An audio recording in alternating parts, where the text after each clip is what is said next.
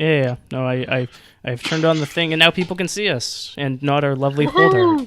Hello, everybody.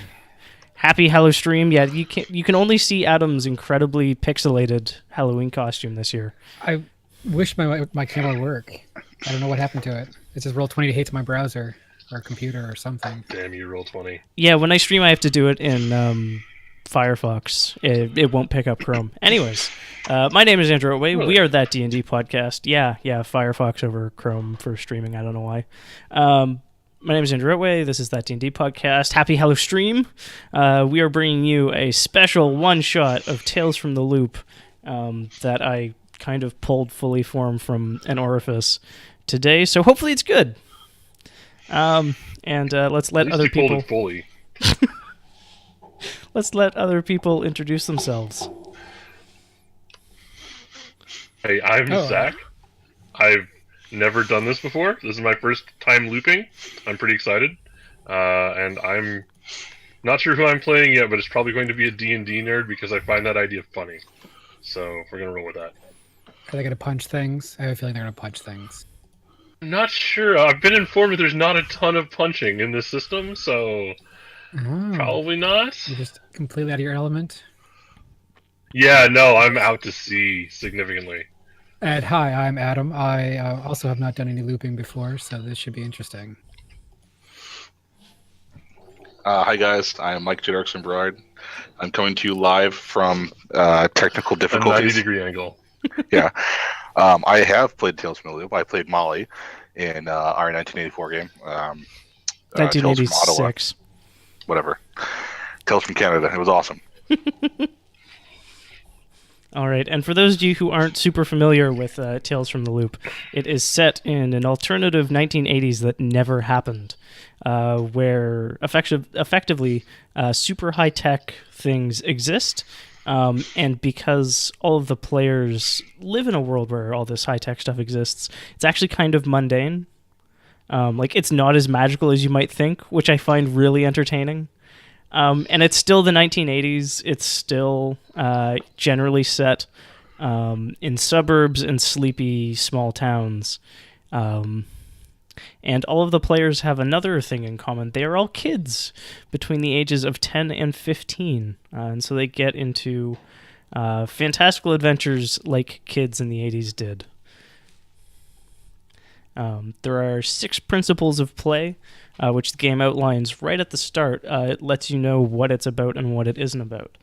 Your hometown is full of strange and fantastic things. Everyday life is dull and unforgiving. Adults are out of reach and out of touch. The land of the loop is dangerous, but kids will not die.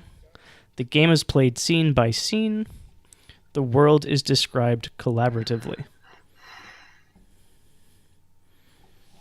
I still can't hear you, Mike.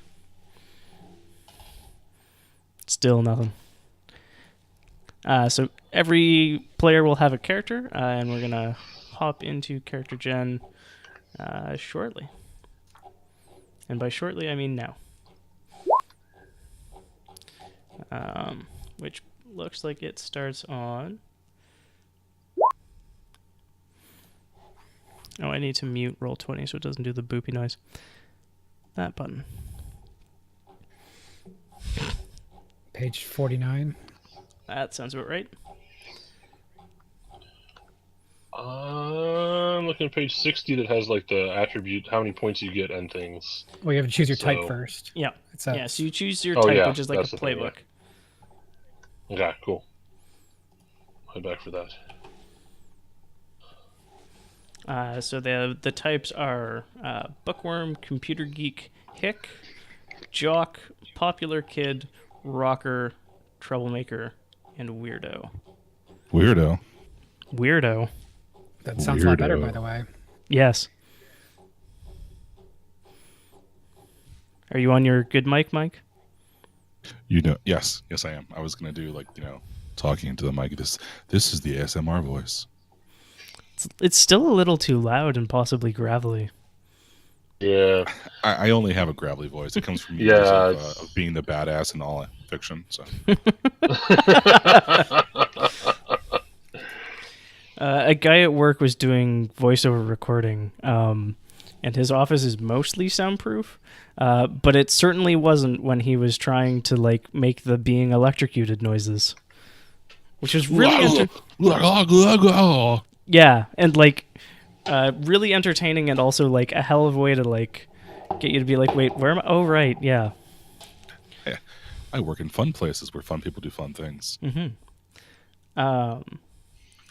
Does anyone have a playbook that jumps out at them, or a type? I'm gonna. Sorry, Zach can go first. Sorry, no, go. No, please go ahead, Mike. Please go ahead. All right. Once I find the PDF, I will have my character for you. Okay. I believe. So, Adam, did you have? I know Zach had said previously that he was interested in the rocker class. He's also said the D&D nerd too. Yeah, the bookworm.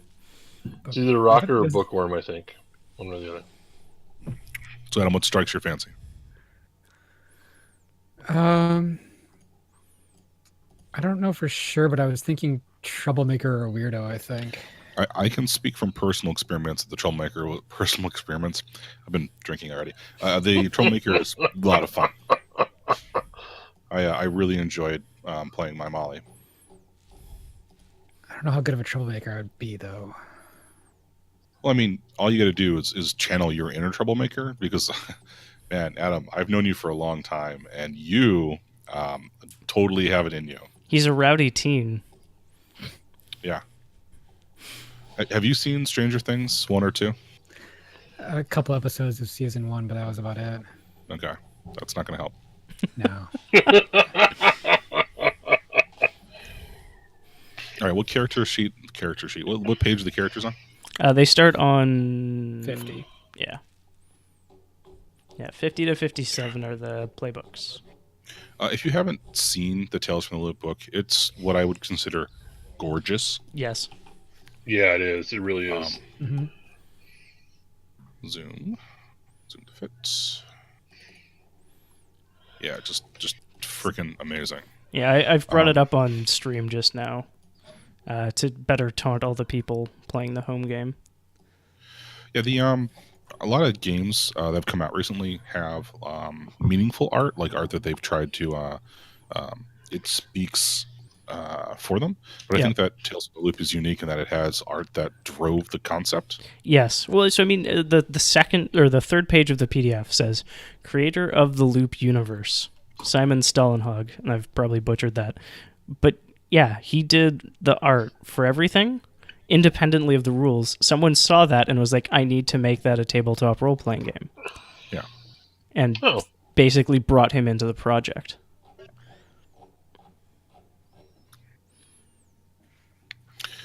Well, last time I played Troublemaker, and that was fun. We had a rocker. Did we? No, we may have a rocker. Oh, okay. Right. Interesting. Apparently, the only preformed mental character I have in my head is troublemaking children. I mean, you're all kids in the '80s. Like, it's very much that. Trouble. Yeah. Mm-hmm.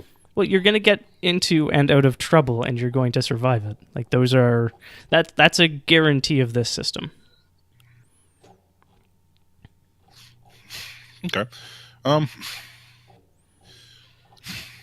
think I'm going to go with.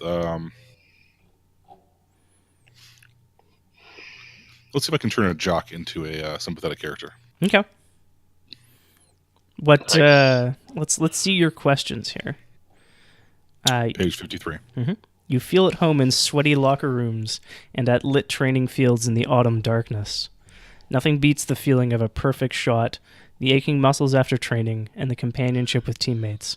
You wish everything in life was as easy. Your key skills are force, move, and contact.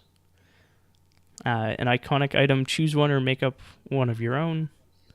And the suggestions are baseball bat, hockey stick, and BMX bike. So we're in the middle of Montana, right? No, Ontario. Oh. Yeah, it's just you're in a sleepy hockey. you're in a sleepy suburb of or lacrosse. So I was looking this up, like popular sports in Ontario. There's a thing called sledge hockey. I had never heard of this before. What is sledge hockey? There's no way it's as awesome as I'm picturing right now. Oh, it's designed no to allow way. participants who have a physical disability to play the game of ice hockey. Okay. Yes. Oh, so it's like they're on sleds. Okay. Yes. Yeah. Okay, that makes more sense, but it's slightly less awesome. Well, it's still pretty cool. I Like, mean, I it's kinda still wanna- full contact. Like Yeah, curling is but the thing that jumps out to me. You're a Curling. curler. You are a 60-year-old Oh. man in high school. I was Yeah, I gonna don't- say you are a high performance drunk athlete, is what you're saying right here. I'm not sure that I can't. I don't know enough about curling. All you have to yell is hurry, I hurry knew some hard. curlers. The curlers are hardcore, but they're also like blasted and not necessarily super athletic. Like Generally not. it's still cool. Yeah. The thing that they do is really cool. Well, but it's a precision sport. It's a game of inches. yes, exactly. You're really good at that thing, but you're not going to be the big bulky jock that you're apparently trying to redeem if you play the curler. But like so it sounds like hockey or lacrosse is the way to go here. I mean, those are the obvious ones. Rugby is another viable option. Yeah. Or like soccer, football. Okay. Like they aren't unheard of, and I mean, being in Toronto, it's going to be like you're in the suburbs of Toronto, a fairly multicultural suburb as far as they go. Yeah, it's. I mean, the world of sports is your oyster. No, I will go with hockey. Okay. I just want to point out that a sorry. hockey. lacrosse is the Sterling Archer option, so there's always that. I don't know enough lacrosse lingo. All I know is the fold, Fair, that's fair. and I can only make so many jokes I off the don't either. fold. That's fair. I mean, they're good jokes. Well, they're jokes. Canadian name generator. Bill and or Ted. I'm gonna laugh when it's just like the renamed Wookiee name generator. Says my name is Rourke Garnet. Yeah, there you go. That's not bad. Rourke. No, that's Oh, solid. okay. Yeah. Oh, it's a Star Wars first edition role playing joke. Oh, okay. Sorry. Yeah. Well, Star Wars every edition role playing joke, but specifically Yeah. first edition. Okay. So how about Um, Morris Yep. Essex Yeah.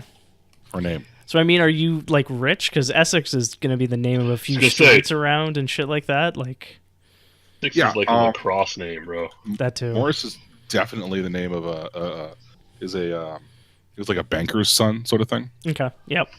Yeah. So your dad or mom works on Bay Street. Yeah. High-powered bank type. Cool. I dig it. And I am a thug. And in the game. So my problem is in the game, and choose one or make up one of your own. My brother refused to go out of his room since the accident. My teacher hates me. I cannot read very well, and they want to move me to a special class. So Molly had a uniquely how do we put Wasn't it? tear jerking? Yeah. It was. My father drinks a lot. Right. Everyone started off like, yeah, I'm, stereotypical kid from the 80s movie. I'm stereotypical kid from the 80s movie. Molly lives with her abusive father who drinks too much and Yes. sometimes passes out and demands that she makes him breakfast. And whoa, okay. Yep. Yeah. I really need like the Jordan soundboard that is just off screen and makes noises when I make the right decisions. Because I can tell by how amused she is. So Morris is going to go with something a little bit different than with Molly. His teacher hates him. Nice. And it's not his fault. Oh. Not directly, anyway. So like, okay.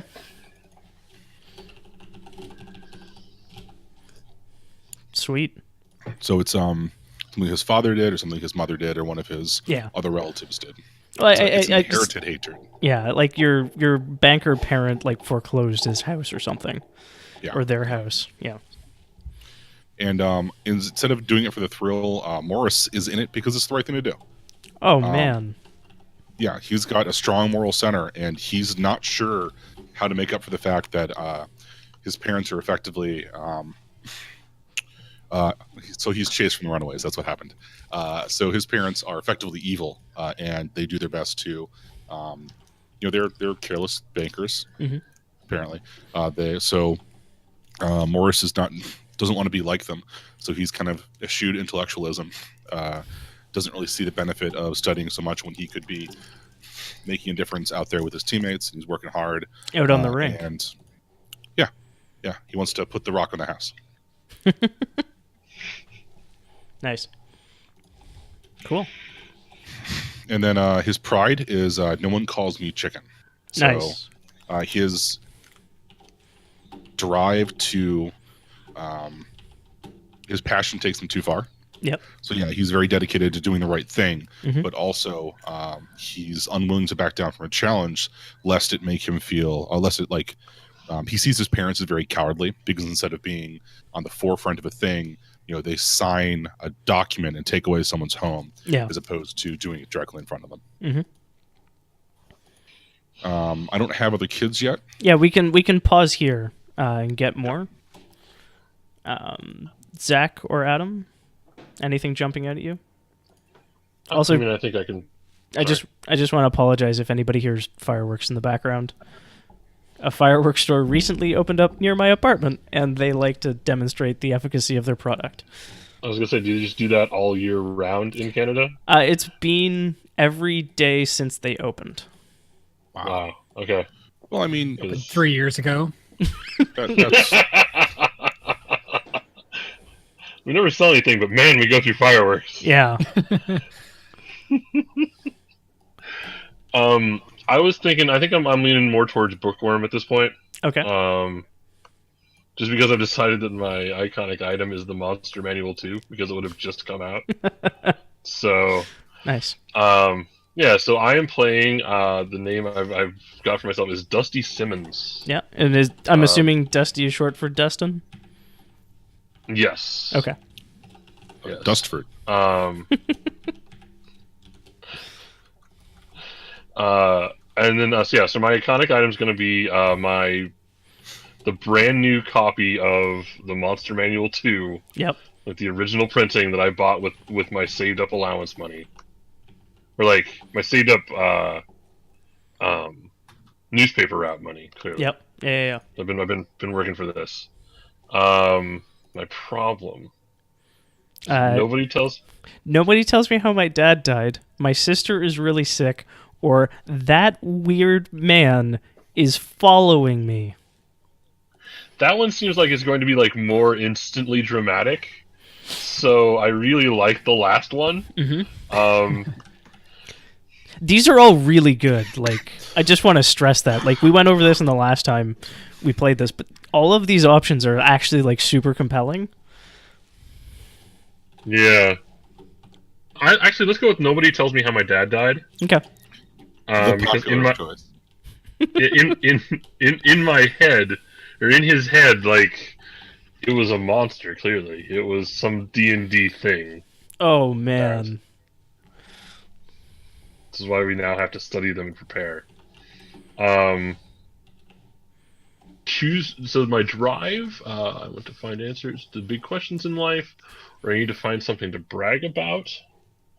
You can always loop that back in. Yeah. I would like to find answers, not necessarily to the big questions in life, Right. but to like specifically like the stuff around my dad. Mm-hmm. And monsters. I want to find things out about monsters. And I mean, you've got a great starting point. Mm-hmm.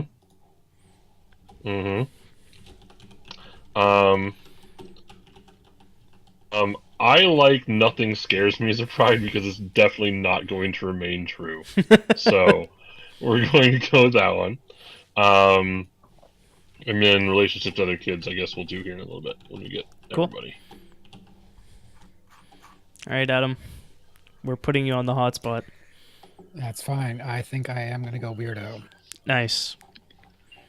Solid call. and I am gonna diverge from my usual. I'm gonna try to play a girl. Oh my. Nice. This is, Good. yeah, because this is a one shot. So if I screw it up, it's not that bad. Mhm. Okay, let's see. That's spirit. My iconic item will be. I like a drawing pad. Nice. The razor blade's right there, man. Or a I know, pet but- rat. Pet rat. A pet rat could be fun too. Pet drawing pad. Pet drawing pad. I've drawn a razor blade and a rat on my drawing pad. There you go. And they Razor come to rat? life when you draw them properly. Yeah. No, I think I like the drawing pad concept. Okay. Oh So god. what? The first So- problem is amazing. My problems are my father's a communist. Yeah. My brother is doing weird things in his room, Mhm. or I get bullied at school. I mean, I think if one is true, three is true. Yeah. I feel like all that's the same. Also, the hat is so good for the Mhm. my father is a It communist. really is. My father's a communist, and I am too. I mean, No. I'm down to eat the rich. Hmm. Do you have a name? Yes, my random name generator. My name is Elise Martin. Nice. I can actually write on this sheet. Okay. I think I'm gonna do. My brother is doing weird things in his room Nice. because I apparently like the middle of all options. My drive is. They say I'm the most curious person alive, or drawn to anything different or strange. Yeah.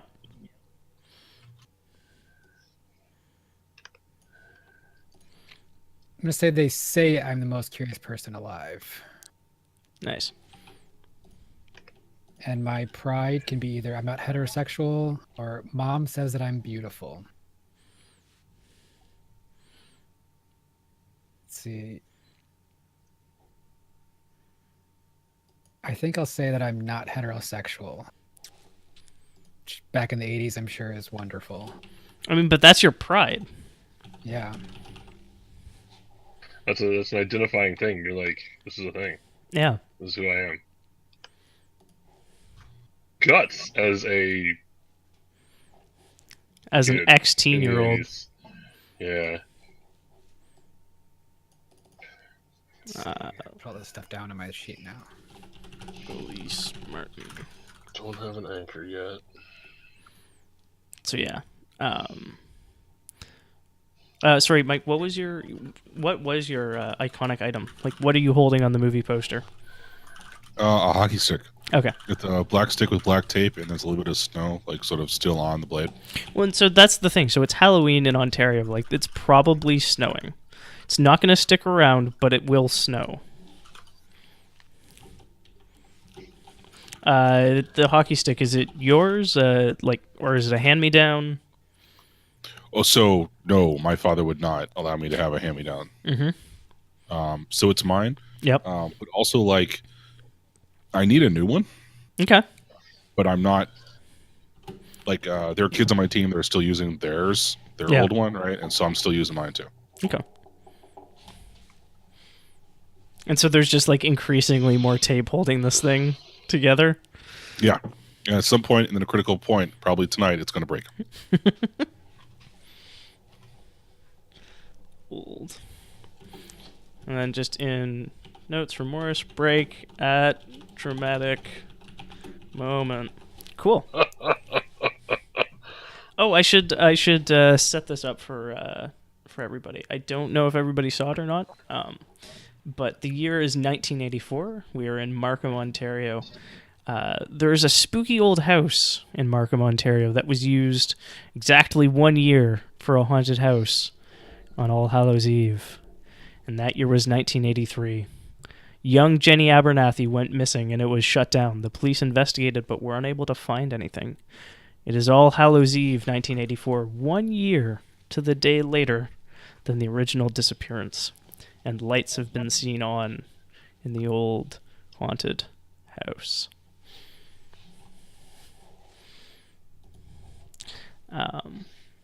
Does anyone have an idea for relationships to the other kids?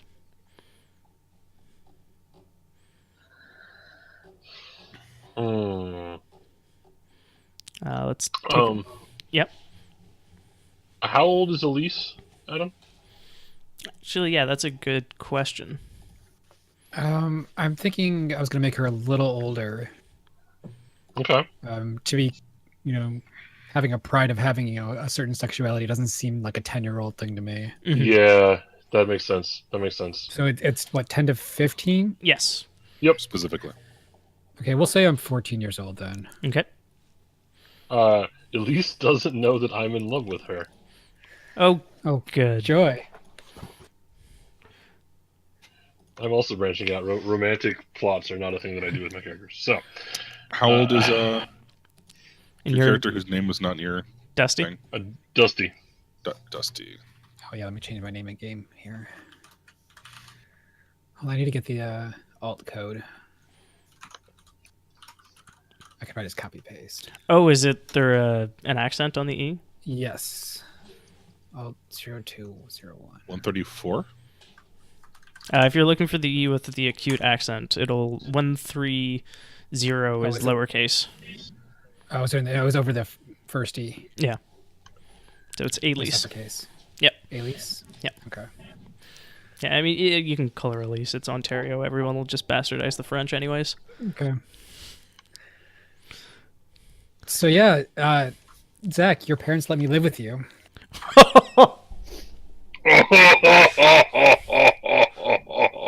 Well, my mom, because my dad's dead, as we've covered. Right, yeah. Yes. Apparently also my brother too. So Wow. I mean, because I have a brother doing weird things in his room. yep. Okay. Okay, yeah. That's really This is all a thing. good. This is all a thing that's happening. You might have been your brother to, like, turn me on to D&D as part of the weird thing that he does in his room. Oh. I like how quickly this game just generates drama and laughter. So I think that Elise knows everything. Okay. And Dusty is an annoying little brother. And you're 13? Oh, yeah. Awesome. The mature age of 13. Yeah. How old is Sorry, Dusty? how old was Dusty? I missed that. Dusty's 12. Perfect. Yes, so he's just barely younger than you. Let me see what I got. Well, sorry, what's your character's name, Mike? Morris. You can write it down. Morris, that's right. I think, because of that, make her love me. Oh, no. No, I mean, I really want Morris's approval.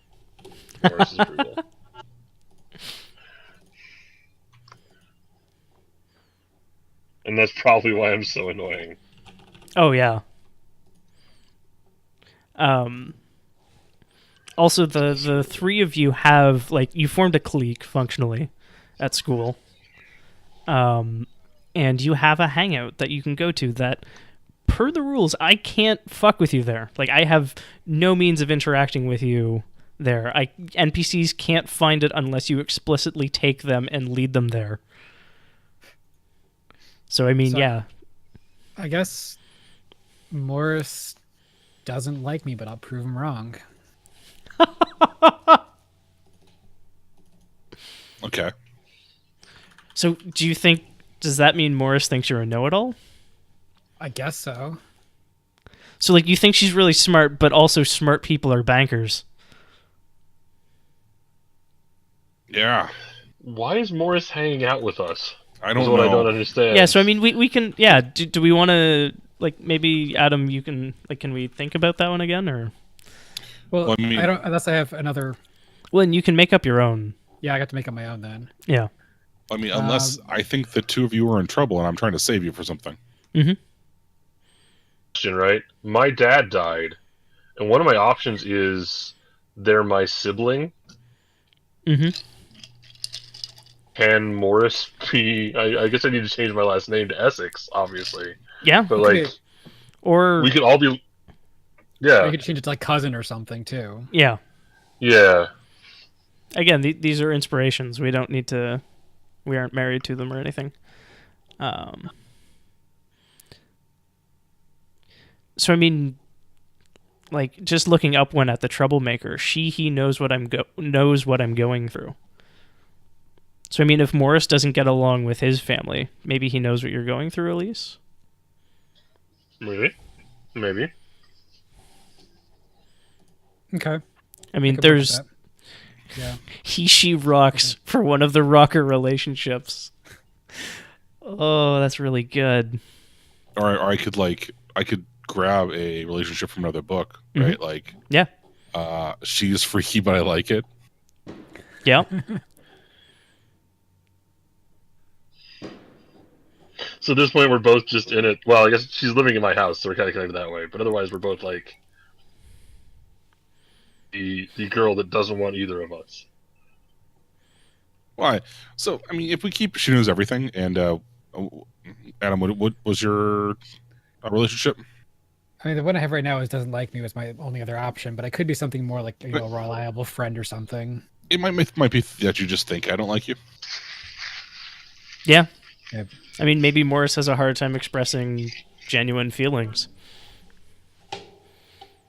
The jock from the rich family uptown has a Right? hard time with emotional expression. Well, and like, No, yeah, it's I too mean, far out.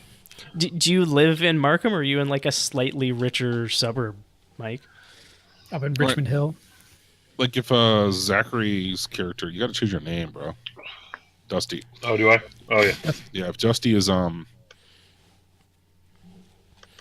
what was your relationship to me? Right now, I have desperately wants his approval, Okay. but I think that works together we could. with Annoying Little Yeah, Book. sorry. Yeah. Okay. So is That's Morris fine. an only child? Yeah. Oh, totally. Okay. So it's like he's an annoying little brother, but he's a little brother that you never had. Right. And like desperately want, right? Because I grew up lonely, and And disconnected surrounded- from your parents who were never there. Yeah. Are they both high-powered bankers? The other one's probably like a lawyer, right? Okay. Like the 1-2 combination of Yeah. has money and Mhm. executes law. Mm-hmm. Yeah, we call that the Lower Marion in Philadelphia. All right. So we have relationships to other kids. Excuse me. Relationships to NPCs. Choose 2 or make up 2 on your own. Is anything jumping out at anyone? Several of my teammates are having strange dreams. Nice. Oh, no. Okay. A scientist came to our training session and asked the coach if we wanted to take part in some kind of medical experiment. Yep. But I could tell she was lying. Mm-hmm. Mm-hmm. Wait, we're going to do the haunted house thing, all right? Yep. No, totally the first one. Teammates are having I strange mean, dreams. it's both. You get to you get to choose 2. Oh shit! So Brilliant. I think you know your 2. Yeah. Cool. And is that scientist's name Olivia Martinez? We're gonna go with something from, was Doogie Howser in the 80s? I think so.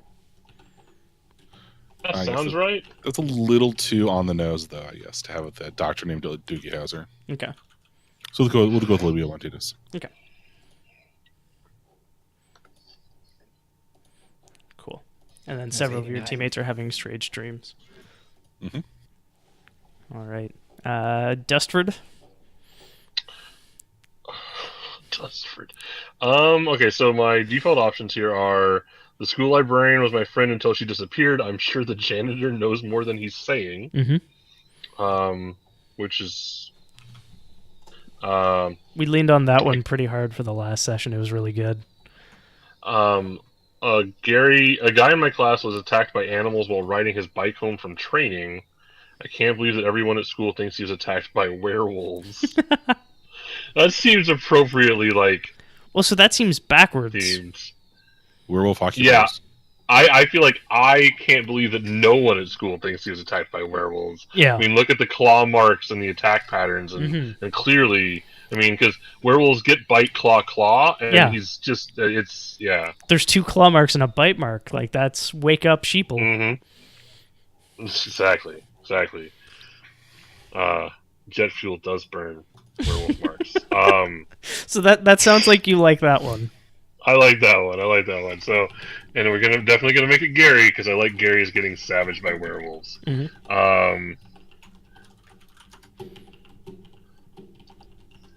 Gary was totally savaged by a werewolf. And then what's my last option here? Lena Thelen was.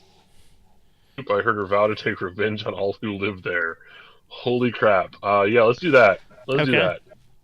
And keeping the Lena Thelen name, or we'll use the Americanized or Canadianized version of Diane Peterson. Was fired from the loop. I heard her vow to take revenge on all who worked there or lived there. I also forgot to mention prior. So the funny thing about Markham, Ontario, is there is a notable company that has its headquarters there, and it is Jorgenfrus. Oh. So okay. Lena Thelen or Diane Peterson was fired from Jorgenfrus headquarters, where they are researching and developing new and fusion-powered refrigeration and yogurt creation technologies. Okay. Bad revenge. Alright, so yeah, let's go with Lena then if it's Jorgenfrus. Cool. Lena was fired from Jorgenfrus and has vowed revenge. Awesome.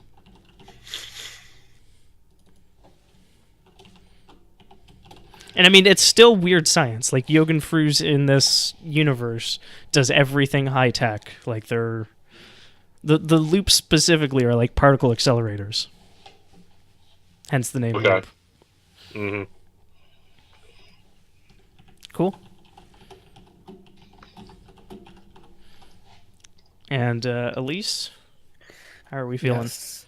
So I have 2 good ones that'll fit in just fine. That kid Brian told me that his friend Peter, who works at the Dream Shop, is about to do something bad. Nice. And the priest in St. Christopher's, I guess Father Joseph, is the only adult whom I trust. And now he has disappeared. Excellent. Brian told me his friend Peter is about to do something bad.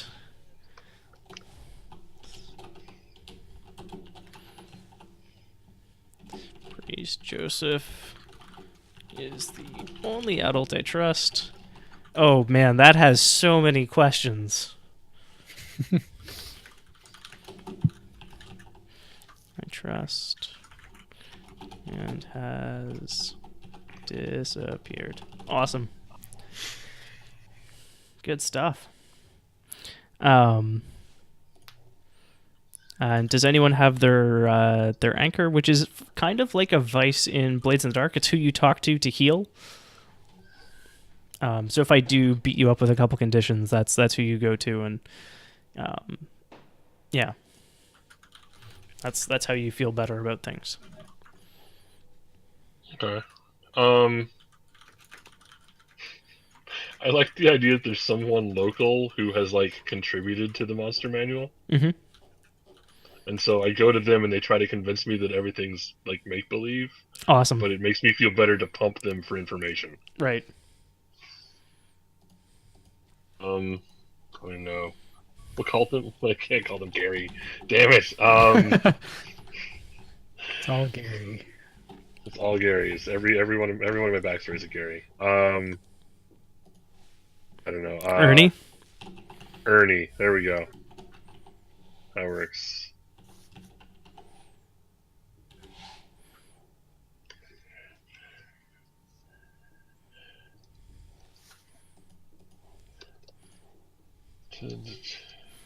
Worked on Monster Manual 2E. Tries to convince me that is all. That's all fiction. Yeah, that's fiction. Because he's one of those out of touch adults. Yeah, exactly. Who's your anchor, Morris? Coach. Okay.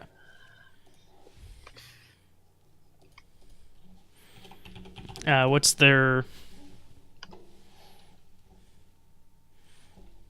name? Coach Byers. Nice. Nice. And Elise?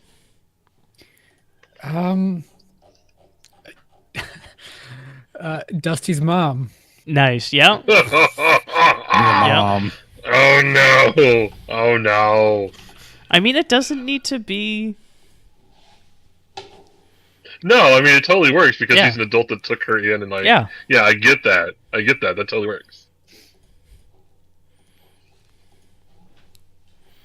That's really good. Yeah, it just works. So are both your parents just gone or otherwise? I mean, I really like just the mental image that because this is functionally like us putting together an 80s movie, it's just like we didn't have the budget for multiple sets. Well, yeah, we live. Our day-to-day life is in a sitcom, and then at night we turn into Scooby-Doo. Yeah. That's how this works, Mhm. right? So Well, yeah, we're like a one set, 2-camera sitcom, and then Well, and with like a laugh track and everything. the starting scenes, like the first 3 scenes of the game, are each of you basically getting up and going out for a normal day at school, or whatever else you want to get up to.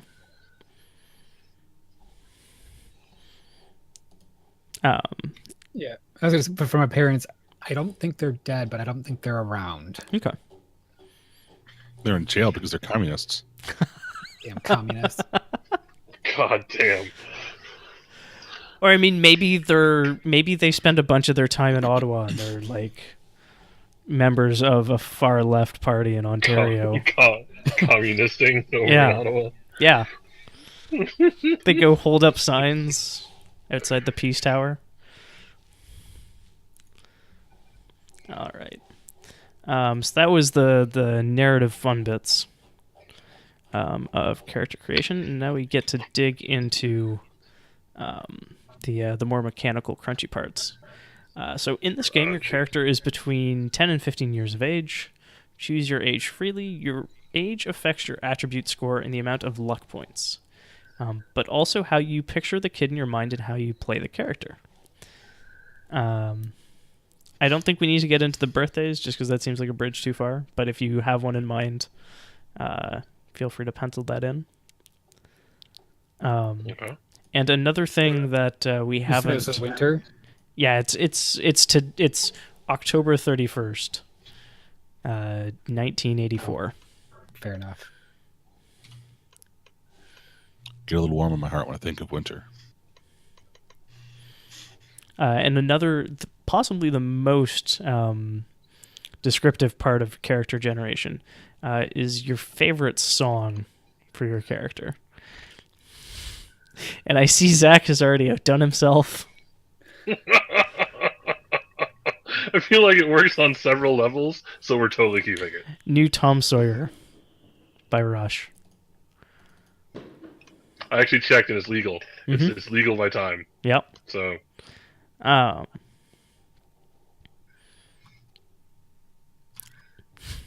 What? So yeah, you distribute points equal to your character's age amongst your the 4 attributes of body, tech, heart, and mind. And then you have currently unchecked the condition boxes of angry, scared, exhausted, and injured.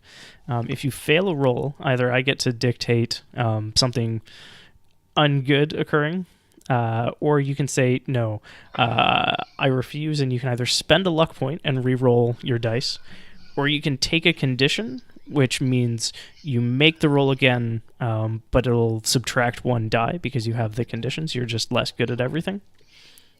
The last condition on your sheet, and it's always the last one you take, is broken, which is you're already angry and scared and exhausted and injured, and this is just the thing that pushes you over the edge.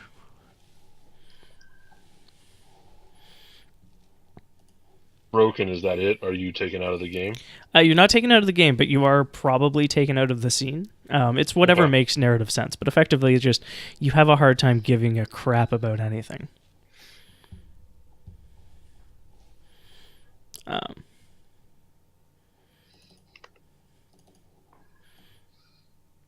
didn't. There we go.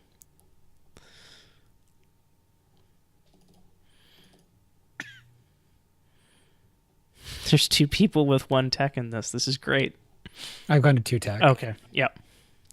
Okay. I thought, yeah. I'm pretty average across the board, I think. I mean, it's a haunted house. How much tech are you likely to run across, right? No, in this like weird hyper science 80s, there's no way we're going to see some sort of weird ectotech that makes werewolves. It's definitely always werewolves. It's clearly werewolves. So each attribute has 3 connected skills. These are areas where the kid can be well trained. The level of a skill varies between 0 and 5 and corresponds to how many dice you can add to the die roll when you try to overcome the trouble. You may take up to level 3 in the 3 key skills of your type. For other skills, the 1 is the maximum.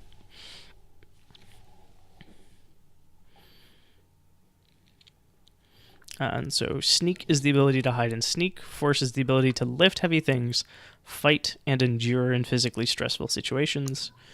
Move is the ability to climb high, balance, and run fast. Those are the 3 body skills. The 3 tech skills are Tinker, the ability to build and manipulate machines and other mechanical items. Program is the ability to create and manipulate computer programs. And Calculate is the ability to understand machines and other technical systems. Heart has Contact, the ability to know the right person. Charm is the ability to charm, lie, befriend, and manipulate.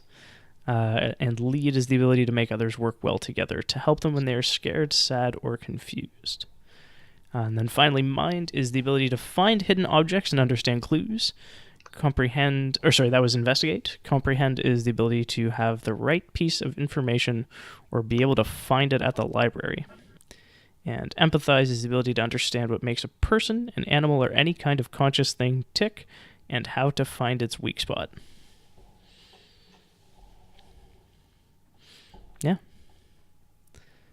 I think that's all we need. Oh, okay, so when you're broken, you just have an automatic failure on everything you do. Yep. That sounds bad. Yeah. I mean, that's the last condition you can take. So, I mean... So you've been werewolfed real hard at that point. Yeah. You have failed 4 relevant werewolf rolls. Damn it, Dusty. Why is it always werewolves with you? It's either werewolves or minotaurs. It's going to be one of those 2 things. Billy's favorite song is Dancing With Myself by Billy Idol. Morris's. Morris. Yep, sorry. I think he's trying to like dye his hair, like bleach his hair to look like Billy Idol. Oh man! So you're playing Spike. I'm playing Spike. It's Chase. Yeah.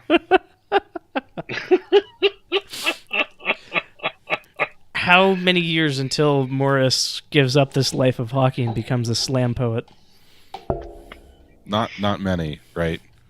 Like he likes the hockey stuff, but like it's gonna be When it's going to be like, he's going to think of poetry as like a team sport for the soul.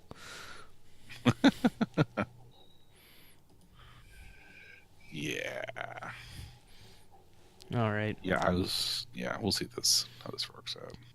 And is anybody having trouble with the character gen, or are we just about there?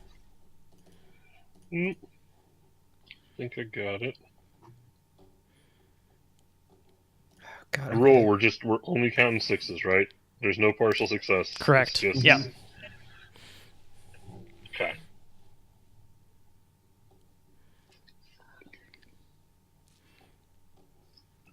I will probably fail a lot of rolls. I mean, it's really hard to roll sixes, but the benefit is you get a bunch of dice, and It's true. and I mean, you get a bunch of dice and you get a good number of rerolls for them.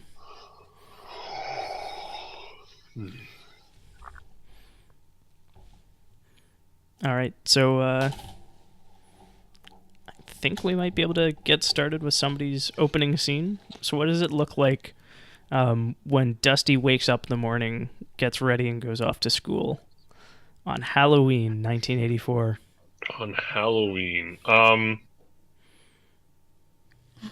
Halloween. Mhm. And it's Dusty probably. I mean, we're all at public school, right? We're just a local suburban public school. Mhm. Yeah. So Dusty gets up like every morning. Yep. He does his whole routine. He's probably showered the night before. He puts on his like jeans and his like Jean jacket. I don't know, jean jacket. Yeah, but over the top of the jean jacket, he's actually wearing this like cardboard breastplate that he made out of a pizza box. Right. Nice. Yeah. And he's got this like another like he got a cardboard broadsword hanging from a piece of twine that's like around his belt. He's going to he made himself a knight costume for school that day. Is it a knight or is it a paladin? Oh, probably a paladin. Probably a paladin. He gets all that, and he grabs his book bag and makes sure to shove the monster manual into it. Mm-hmm. And because he has places to be and things to do, he tries to rush through the dining room and kitchen area on the way out the door, and is stopped by Mom, who knows this is going to happen and has some form of breakfast prepared for him. Oh yeah. Well, like I imagine, like your mom is a sweet lady. So yes, like, no, mom's totally cool. So she's probably like, I'm thinking she's made like bat-shaped pancakes or something for the day. And it's like this big bulbous bat and these like awkward little wings off the side, and there's like a stack of 3 of them. Oh, so she made something I have to sit down to eat. Jeez, Mom. Yeah. What? So I'll pull up a chair to the table. I imagine I'm a fairly small kid, so like I have to like kind of reach to get to the thing, and like my breastplate's bumping against the table. Yeah. And I'll poke at it and eats a stack of 3 pancakes with entirely too much syrup. With like my monster manual sitting next to me on the table, like flipping through it, but being very careful not to get any syrup on it at all. Yeah. Yep. Engrossed and not at all trying to make small talk with Mom. No, but she's still trying with you. Like, oh, Dusty, Yeah. you know, like, you could put that thing down and talk to me, and like musses up your hair as she's like readying more pancakes for the next wave of children. Yeah, sure. Yeah. Well, are you the first one out? I mean, I'm acting like I am. If somebody else is already there, then that's fine too. I mean, you're the first scene we see. Yeah. I mean, probably. Okay. I don't know where I would be going before school if everybody else is sort of. I mean, you might be behind me. You might be the first one there, and I mean, you might only be first by like 5 minutes. You are a bookworm, though. True. It's true. I'll always be the first one there, and I will eat my pancakes. Okay. In engrossed silence. Well, and like she's probably pitching you questions, and I imagine, like any good teenager, you're answering monosyllabically. Yep. Sure, you're not even a teenager yet. You're 12. No. Yeah. I'm 12. I'm Awesome. preteen. Yeah. I'm a tween. Okay. Before that was a thing. Yeah. Okay. So yeah, you head off to middle school. Which doesn't exist in Ontario. It might have then. Anyways. Yeah, you head off to the middle school that we're inventing, because it's more narratively appropriate. Yep. Cool. I'll head over and probably swing through the library. in my like morning routine. Yep. Cool. And then I gotta And then head off to class. that's my scene. Yep. Homeroom, whatever we go to. All right. Next up, Morris. What does a Morris morning look like? He's already running when Dusty is waking up in the morning. Mm-hmm. Morris looks to go out for a quick 5K. Yep. And like when he gets back, he does like a shower in the downstairs bathroom as opposed to the upstairs suites. And like the housekeeper has made like 5 eggs for him. Yep. Sort of thing. And Mary. And he thinks, what's that? Mary is her name. Mary? Yeah. Okay. And he thanks her, kind of like mumbles thank you, kind of embarrassed to have her made him food. Yep. But it's always fresh and ready when he gets out of the shower, so he's never willing to. Well, and like a glass of orange juice. Right. And he eats half the eggs and then stuffs the rest into like a sandwich, and kind of wraps up and stuffs it in his pocket as he's walks to school. Yeah, and I think she waves goodbye. She doesn't say goodbye, but she waves. Like we get the shot of her out of focus waving. Right. And Morris like waves back. Maybe after she sees, like after she turns back, he waves back or something like that. Yeah. Like, definitely, like uncomfortable in this whole arrangement. Yeah. Yep. And like halfway through the walk, he runs into like one of the other classmates, like somebody else on the team, and winds up like hitching a ride. Okay. But like he's got to like walk down the private drive, and he walks out to the road. Well, like, are you in a gated community or? Yeah. And Morris doesn't like talk to his parents in the morning because they've already left. Oh yeah, no, they're gone at 6 a.m. They have to get down to Bay Street. They don't sit in traffic. They get paid too much to do that. Right. So yeah, they're probably gone before you start your jog. And like who's the guy in the truck or in the vehicle? It's like the guy that starts, like the start. I don't know what the equivalent of team captain is in hockey. Captain. Yeah, it's the captain, and he it's a little bit out of his way, but he kind of understands that, or maybe it's the coach. Oh wow! Yep. Right, and the coach picks him up because he knows that Morris will just walk. Yeah. If and it's like, I don't know, whatever, too far in Canadian terms to really walk. But, well, it's probably like, it's not that it's too far. It's just that this is more convenient for you. And, Coach Byers likes to do right by, the people who don't have, say, a strong familial presence. I think he's also kind of nurturing the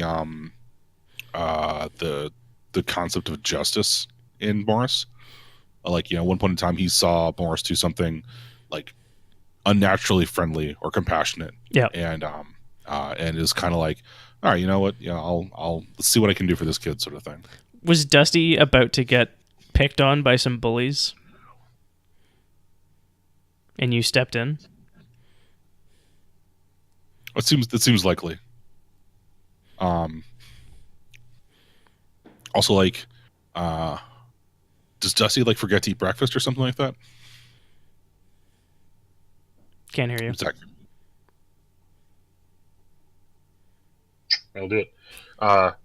So, probably. I'm imagining sometimes Dusty's mom probably works like mornings or overnights or something, and on those days, Dusty just doesn't bother to feed himself because he doesn't think about it. Yep. So yeah. Like Morris never finishes the other half of his sandwich. He always gives it to somebody. Yeah. Right. Yeah. Cool. And like, I think he ends the day with, or ends the morning with, trying to convince Elise to give him her notes for like chemistry or something. Nice. Yeah, I think like so Coach pulls up in like his beat up Ford Ranger, and it's not like super old or anything, but it's not like a new model. And like we get a scene of Morris helping him unload all the pads and everything from the back, throw them into the gym. Yeah. And then this pickup truck pulls up and Morris throws his stuff into the bed and hops in. Yeah. Cool. And what does Elisa's morning look like? So, first of all, I tried to pick my favorite song because I wasn't mentioned earlier. So we're gonna go with Pat Benatar's "Love Is a Battlefield." Yeah, you did. Nice. And Pat Benatar also happens to be Elisa's, I don't know, maybe crush, idol, whatever. So she tries to style herself after Pat Benatar as well, and it doesn't pull it off, but she tries. I mean, the point is that you try, right? Yeah. And I mean, we've already established that you basically have full run of the facilities in the morning, so. Yeah. And she probably did make an appearance at breakfast as well, but was too busy sketching to actually eat. So she was sketching her breakfast. So she was the person doing it first to do Instagram or food. So that's great. Nice. Nice. Because it takes a lot longer when you're drawing it, but she might just eat something quickly and then she heads off to high school then. She might be a little bit late because she saw something on the side of the road that she wanted to draw a quick picture of before she forgot about it or went past. Right. So she makes it to school. Does she have like a Polaroid camera? You could. Polaroids and sketches later. Yeah. That could be a thing, yeah. Or I mean, it's just a Polaroid instead of the drawing pad, maybe. I mean, I didn't want to take it from the drawing pad. I was just thinking like, well, that's more depending on how rich, how much money your communist parents have. Well, yeah, I'm sure my parents are probably not giving me much money.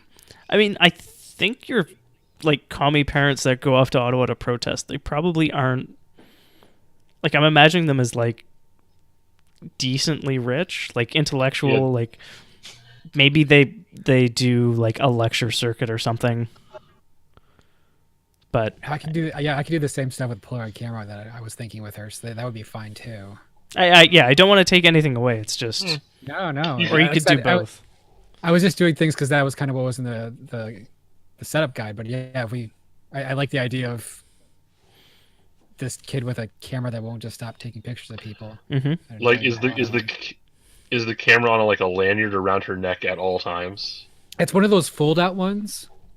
Okay. Have you ever seen those old? Yeah. They compress to a box. Yeah, just sort of around her neck. Not this like thick, camcorder, Canon, like kind of thing that you appropriated from some other camera kit somewhere. Nice. Yeah. That picture is so damn small. That one? Tiny picture. Yeah, I was thinking. Hold on. It's a big black box. Yeah, I know what you're talking about. The camera in the picture is so small. Yeah. Yes. Yeah. Yeah. Yep. I think we actually used to have. My family used to have one of those. I used to. Yeah. We totally had one of those too. It was more that you were describing like a wayfish, not straight photo protege, and I was like, oh, Max, Life is Strange. I've never played Life is Strange though, so I wouldn't. I'm not. Yeah. Okay, but yeah, so yeah, it'll be like one of those kind of old Polaroid. I guess not that old, but My point wasn't that old. Yeah. No, it's like 10 years old or so. It looks like. Yeah. So yeah, she's doing Polaroids. That makes her that gives her a little bit more time in the morning than to get places, but she still takes a lot of pictures. Nice. She probably has this big backpack that has extra. Oh yeah, like of the cartridges. And probably books of just photos that she likes to organize and keep. Awesome. And then there'll probably be a scene where she begrudgingly gives her very bubbly notes to Boris in various gel pen and I like the idea that they're just Very like stylized Polaroids drawings. of the blackboard that have been taped into a notebook. Well, I actually like really like this scene. So I mean, like, do you meet up at lunch and that's when this happens? Yeah, we could. It probably wouldn't happen before class. I mean, unless I'm like trying to crib last year's notes off of you. Yeah. Oh, that's right. It would be because different. You're a year behind. And I always get them a day late. I don't know what to ask for until the day I ask. Unless the teachers are so lazy that they keep on using the same curriculum every year. I mean, they probably are. It's the 80s. Like, Yeah. awesome. So I mean, like, yeah, is that what happens? You meet up in the lunchroom? Yeah. Also, where's your hangout?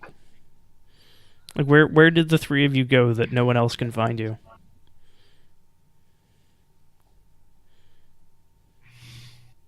Well, if Elisa's parents are not around, Mhm. but she lives here, Yep. she has an empty house, right? Mhm. I mean, the weird brother is there sometimes, probably. It's gotta be an older brother, isn't it? Pardon? He's probably an older brother. Oh yeah. He's probably already past the. I think He's like, 18. yeah, he's 18 and probably like a stepbrother. Okay. Or like Works. or a biological brother, and there's just like the gap of 4 years between the two of you. Okay. But yeah, he's Guy. Guy, the other brother. We Pardon? probably have I didn't know what Mike said, but yeah, it's probably the basement. Yeah. Somewhere in the basement of that house. And so he's got his room, and you don't go in there, and you've got the basement, and he doesn't go down there. Right. Nice. Awesome. Cool. So yeah, like you meet up at lunch, and Morris is trying to crib some notes off of you. I'm guessing. I'm assuming Dusty is there and like trying to get a word in edgewise. Maybe he's like, I kind of imagine him like that way that kids can sort of sit on chairs. He's got like the benches, like they can put their feet on the chair with them, right? Mhm. And he's sort of behind his book, sort of observing Okay. the situation.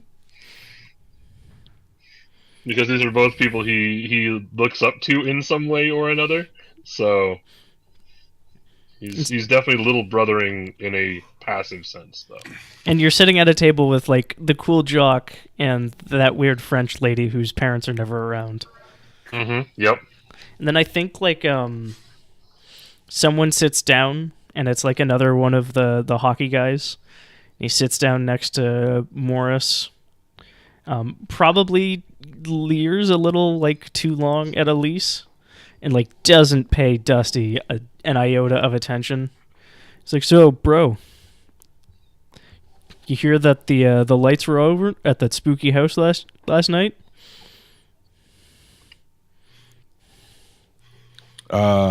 No, I did not hear that guy.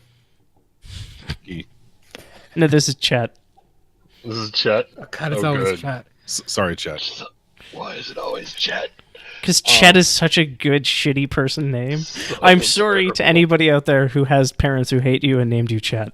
I actually grew up. The town I grew up in was tiny town, but it had a series of Chets. There was Chet Senior, and Chet Junior, all in the same family. Okay, so Chettington. that is just parents hating their kids. Like, Yeah, well, it's passing on the hate. It's Yeah. paying it forward, Mhm.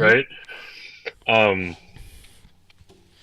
Yeah. So if this guy mentions strange lights, like Dusty's there, just like, and he's sort of like doing the like dog that doesn't know this person, but they're holding a treat thing, where it's sort of Yep. like he's sort of like edging towards them, wanting to hear more.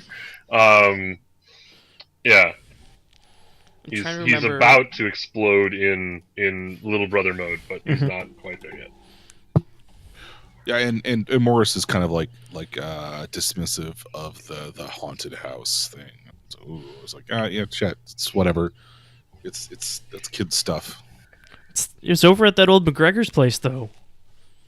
I think Elise slams her backpack on a table, pulls out the binder labeled housing, flips a couple pages, and pulls out a picture. Wait, is it this house? This house? It's amazing. Yeah, that's the one. That's amazing. And yeah, that's exactly the one. And there was a light. Jim saw it. It moved from this window to that window, and then down to this window, and he pointed a different floor. And then up over to that window in 2 minutes. Oh my god. Oh wow, and Dusty's rapidly flipping through pages. Well, it could have been a will-o-wisp, or it could have been a white lady, or it could have been a banshee. That could be anything. Or it could have been a light. Yeah. People with lights occasionally move from one room to another. Dusty, I think you may have moved from one room to another to get here. But if there's nobody in the house, it has to be someone else. It can't. It's probably a will-o-the-wisp. It's got to be a will-o-the-wisp. No, we can find it. It's a house. People live in houses. They're very popular nowadays. You realize that Chet's gonna elbow you in the ribs and be like, "Unless your parents get through with them, right, buddy? High five." Yeah, exactly. Good. Dusty, Morris probably has a point. Wisps don't exist. Look, here, if you look at my notes of this house, you can tell that, a year ago they had a fancy haunted house here, and supposedly someone disappeared. It was a thriller-themed haunted house, I should point out. Yeah. She has, goes through the facts that she has collected about this house. So yeah, you know too that much detail. You know that, yeah. I mean, the haunted house ran for 6 days and then closed 15, 20 minutes into Halloween, their busiest night of the year, and it has ever since then been either a crime scene that was sealed by the police, or just an abandoned house with a crappy chain link fence around it that kids totally can't get across. Oh yeah. So if this is a known thing, then oh yeah, no, that's the house, and that's it could be any of these things. I'm really starting to sound like a white lady at this point. That's a haunting, guys. There's something went down in that house. They might have summoned some demons. We need to go check this out. We should go check this out. Dusty, there's no such thing as supernatural demons. People are evil enough. So jaded. It probably is someone trying to drum up business for a new haunted house, and we should go check it out because I need to get all the information about what they're planning on doing and how long they're going to be open and who's running it. Well, and there's a disappearance that's as yet unsolved of Jenny Abernathy. Been missing. Since Halloween last year, for this is the one that we're missing. A year to this day. Look, it's probably nothing. Yeah, definitely not anything horrible or creepy, guys. It's maybe probably nothing. No, probably nothing is maybe something though, Morris. Come on. It's almost certainly somebody that is. Are you scared, Morris? No. You're scared of ghosts. It's probably. It's okay. It's okay to be scared of ghosts. Squatters. I think you should drop something about how you failed your will save or something. Fine. We'll go to the haunted house and I'll show you that it's just squatters, and we'll apologize for disturbing them and taking their pictures without their permission. And then we'll be. I feel like at this point she takes a picture of Morris. I think in the in a bout of maturity, Morris sticks out his tongue. And I think since Dusty has been going off, and Elise brought out stuff that looked entirely too much like learning, Chet has since escaped. Yeah, Chet has boiled off. He's been gone for 5 minutes and none of us know. Yeah. Yeah. No, we're all having this argument amongst ourselves. Awesome. I think we cut to everybody's 4th period. Does anyone have class together? Because I imagine you get some ability to cross-study. It would be really funny if Dusty and Morris had class together somehow, because Dusty was an advanced student and Morris wasn't. Right, that's way more likely than Morris and Elise having the same class. It's like remedial maths or advanced younger person maths. Yeah. Mm-hmm, yeah, in my high school, sometimes the 8th graders came to take pre-algebra or like pre-calc stuff. Yeah, that sort of thing. Yeah, they have. Like Morris should have. So we're in that class. Morris should have had calculus before he got here.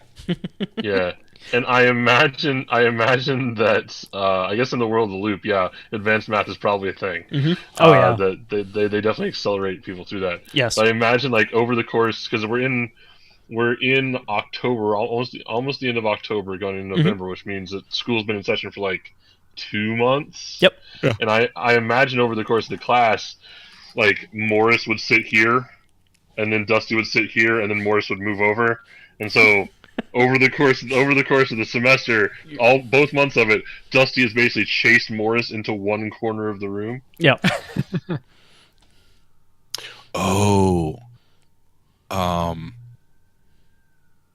Morris's parents made a killing on Loop Tech. Oh yeah. And he explicitly avoids math and science. And so, like, your parents forced you to take this class somehow? No, it's required. It's part of the school curriculum. Yeah, because everyone's going to take calculus at like whatever the 8th grade level is. Yeah. Like before you can go to high school, you have to take calculus. Okay, that makes sense. Yeah, cool. And so, like, there's this person standing up at the front of the room. This is actually a high school teacher I had, but I'm changing his name to protect the innocent.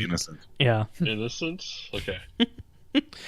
And so, the man up at the front of the class is a man named Mr. Hargraft, talking in just this deadly monotone.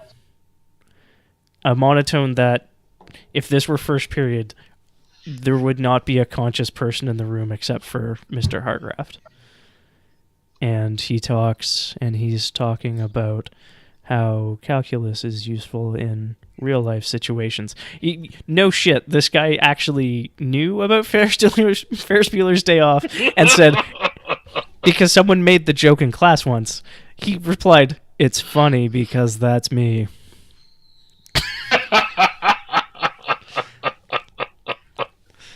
Yeah, no, it's.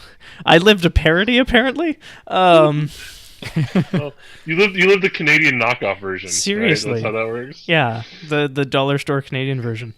So yeah, Mr. Hargraff standing up at the front of the class, and so you can see that calculus is useful in all range of real life practical applications, including, and then like practices his golf swing up at the front of class for a couple minutes.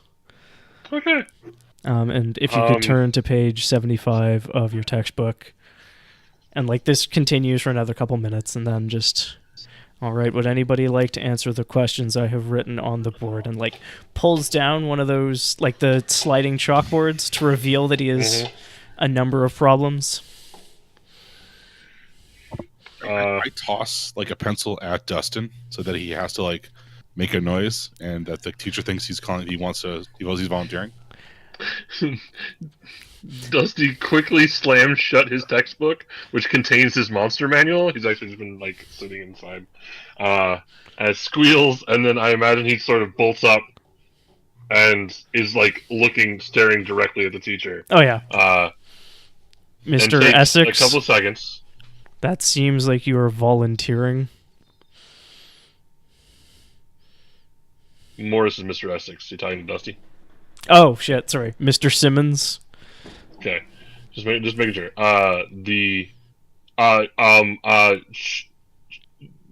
Yes, sure. And I'll stare at I'll look at the equation on the board in wide-eyed terror for a moment before any comprehension whatsoever dawns. Awesome. This sounds like calculate, because you've been put on the spot. Or comprehend. I could also see an argument for. I think you are very good at comprehension. Pretty good at comprehension. So I would like to make it about comprehension, if we're being real. Yeah. Is your monster manual helping you in any way? With calculus problems, I mean, I've done. I think it helps me with a lot more with basic math, unless like in this reality, like because of the ubiquity of calculus. Absolutely, like there's a bunch of like monster organizational charts that are all written in differential equations. No, it's like aiming and firing bows. You do the maths to get like the angle and yeah. Like like some of the setting differences in D&D settings are like the gravitational acceleration coefficients. Yeah, and like the coefficient of friction in air changes with the different different atmospheric compositions. Okay. Because like D&D is low key like actual maths training for nerds who are going to go on to, and it's also the only way for people who working at the loop to like Well, also because like the old D&D like. Especially like this era D&D was like actually specifically gated against normals playing it with the weirdo math. Yep. Totally makes sense. They had to up their game. Yeah. Nice. That's 2 successes. So Boom, nailed it. 1 means you get the thing. So you do the thing. And what are the bonuses for comprehend? Trouble. I don't know where that is. The dice roll, buying effects. Field rolls. The skills, here we go. So it starts on page 72. And this was comprehend. Okay, they're in stat order, not other thing order. You get additional information and +1 die to 1 roll when you use the information. Okay. Okay. I don't even know what sort of additional information is available right now. I mean, you could pretty easily figure out where exactly that thing that hit you came from. Okay, I'll calculate the trajectory back. Yeah. Okay. Can I do that math on the board in such a way that it is clear? Yes. Absolutely. To the teacher at the very least. Mm-hmm. Well, I think like because you're in a class and like we're making this universe nerdy. I think everyone but Morris laughs. I like it. And Morris, your shitty little brother is being a shitty little brother. Yeah, that makes sense.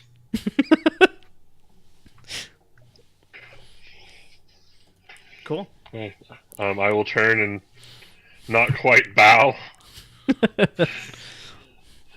Like I'm low-key proud of Dustin. Yeah. And very, very good, Mr. Simmons. You may resume your seat. I'll sit back down and flip open my textbook and monster manual and go back to what I was doing. And like after shooting Dustin a look. Yeah, and shooting Morris a look. So the fact that everyone keeps confusing this makes me feel a little better. All right, what's Elise got 4th period? We just lost Elise. Yeah, okay. Elise just dropped out of Discord. Okay. There you go. What's Elise got 4th period? Let's see. Right after lunch, she has art. Nice. So I think your teacher is Mr. Avers, and he's a friendly bloke who's actually from Australia. So has a bit of an accent that I can't do well at all, and just like this gregarious, friendly, and not at all bashful human who likes to call what you produce gutsy instead of ever calling it bad. This is really just me working through some high school issues I had with my teachers. Not actually a gaming session, it's just therapy for Andrew. I mean, look, I'm multitasking here. Yep. And it makes the characters more real. But yeah, comes by. Are you actually like doing art? Like, what like unit are you on? Is it like charcoals? Is it paint? Is it like? Yeah. I imagine it's something with sculpting with clay. Nice. At least, as that's just too. Mm-hmm. I'm gonna say mundane, maybe for her.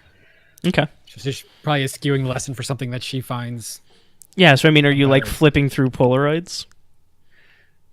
So also, I wanted to make things more interesting with my camera because this is supposed to be fun science tech back in the 80s. So I imagine that it actually also has a holographic setting.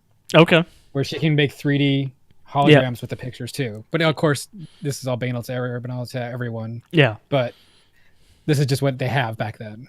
Right. Yeah. And so I mean, like, there's the 2D mode, and then you can like set it down on something or like on the camera itself, and it has like the 3D projector mode, or is it just always like a 3D hologram? I imagine it can be magic paper, like.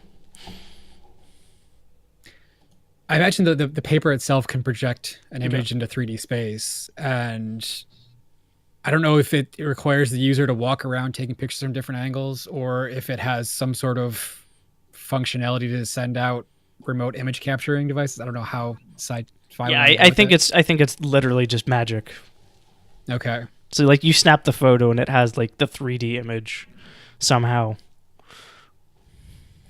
And it might not be like complete, 3D 100% or 360 around the object. It might be you move the camera from side to side as far as you can go, and it'll. Yeah. Well, and there's probably like the actual physics of it. There's probably like 5 or 6 different lenses that get like the slightly different angles.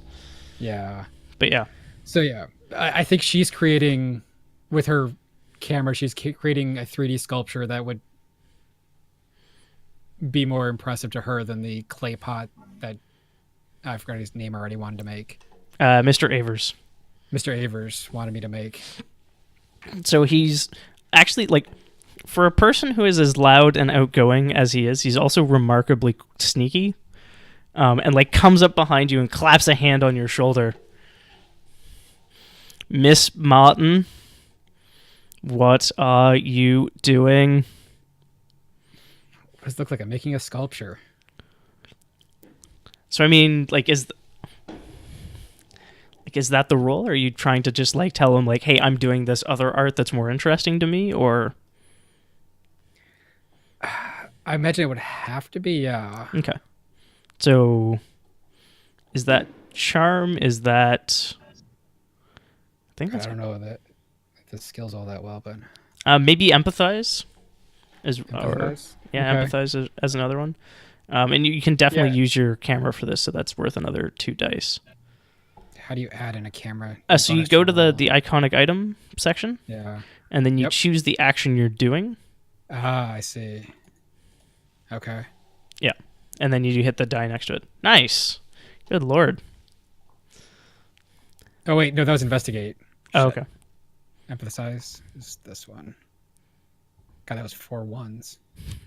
Still 2 successes, though. Yep. And 3 ones this time. And 3 ones that time, yeah. And so you hear him like just about to start into, because he likes to just yell bad if somebody's misbehaving in like a way that he can shame them. He's like, bad. And like, actually, I think he takes it from you. Like this projection. Okay. He's like, that's not bad, young lady. And like continues looking at it and maybe like sets it back to just 2D. That's good composition and excellent use of light and shadow. Not. And I think, yeah, he claps you on the shoulder. What can you buy with... That was empathize. So yeah, you get to ask 2 questions.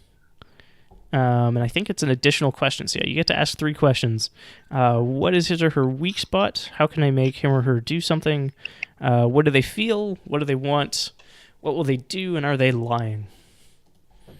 How can I make the teacher let me work on my own projects more often? I mean, I think you've got that. Okay. Like that's, yeah. You basically ask him. Right. Okay. I want to. What is their weak spot in the sense of, like, what kind of art do they? They like come back to more often than anything. I mean, they're like, you probably maybe have recognized, and you're only just piecing this together, but like, Their art style is reminiscent of like this minor artist you barely remember out of the back of your head, but maybe you snapped a photo of something on display at like the Royal Ontario Museum of Art, but like they're kind of a no-name, and you're pretty sure that might actually be this person. Like they're like not a failed artist, but like they never made it big. Okay. And so yeah, the thing they really respect is someone actually giving a shit about art and going with it. He's carrying a mug that has that, I think it's that great Van Gogh quote. But art is art is how we clean ourselves from the dust of day-to-day life. Art washes away from the soul the dust of everyday life. That was Pablo Picasso. I guess anything. What do they want? Right now, basically just to support you. They are a huge fan.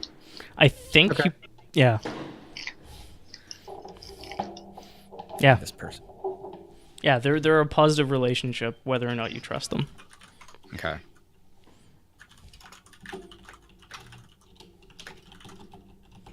Cool. Oops. Okay. So yeah, I think we maybe I'll get that work on it later. those scenes of everybody being excellent students. We're the best. Yeah. I mean, those are very good roles so far. I have high hopes. That we used all the good rolls now. Yep. And then the mundane scene, not the haunted Yeah. house scene. I mean, the mundane scenes are important, though. I was going to beat you up with conditions beforehand.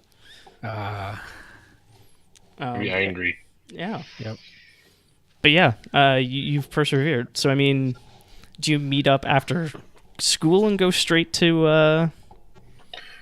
Well, does Morris have practice? Yeah. Okay. Now, here's the thing. Morris was the one that wasn't super into going to the haunted house in the first place. Yep. I'm also going to try to, like, not weasel out of it, but convince people that we really didn't need to go in the first place. Well, you're at hockey practice, and maybe we'll just go without you. Oh. At least for, like, the initial recon action here. No, I mean, I'll have to come find you then. Yeah. Yeah, exactly. I really like the idea that, like, did the two of you, I mean, while doing your own crap, but, like, watch practice with Morris? Like, just as a general habit? Yeah. Probably. Unless we had somewhere else to be. Makes sense. I mean, so, yeah. Does that make sense for Elise? I'm sorry, I missed all that. Basically, like, so Morris is off to practice, and then Elise and Dusty, you two are free to go wherever. Zach is talking about the two of you going to investigate the spooky house. Yeah. I think Elise would want to probably go to the public library where they probably have records about the house. So she wants more background first. Nice. Okay. So while Morris is at practice, the two of you are going to hit up the Toronto Public Library. Makes total sense. Let's do this. Awesome. So yeah, now this is. Yep. Sorry. No, go ahead. The high-tech 80s doesn't have fancy internet machines yet, do they? Nope. No, and like everything is still like run on cords and whatnot. Busted that card catalog. Dewey Decimal System. Exactly. Yep. Start going through microfilm. Excuse me. And it's still like an actual, like it's a nice looking structure. Like there's a lot of curves. It's multiple stories because it's a big public library.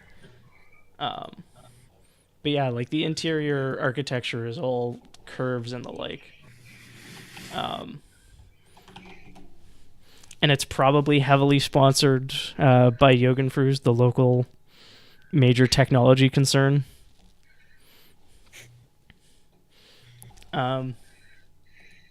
yeah, like they've got there's pretty easy public access, and like backdated newspapers and the like.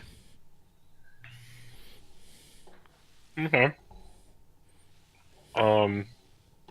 Yeah, how you want to divide this up, Elise? Because Dusty is totally going to follow your lead. What do you tell the little puppy dog to go do? Also, I think the librarian behind the desk, like this, like mid to late 20s young lady, is like definitely dressed head to toe like a witch. Nice. Oh, right, Halloween. Okay. And there's like a little like pumpkin that's just full of candy, with like a trick or treat sign on it. Salute. In the best like 12-year-old way that I can muster, and then take some candy. Oh no, Mr. Knight, have mercy on me. I am a good witch. Then fear not. We have no quarrel with your kind. And she's like gonna curtsy and like, thank you, good Sir Knight. And yeah, the two of you have a cute little giggle at each other. She tosses you a couple rockets, like the little round, like chalk candies. Okay. I think they're Smarties in the States. Yeah, that makes sense. Okay. Yeah. What are we looking for, Elise? Like I said, you're calling the shots. So yeah, let's see. What we have the recent history, so we need either current owners of the property, and we also need to know if there's anything further in the past about the house. Awesome. So, what would Dusty be better at? Probably zeroing in on like older instances of trouble.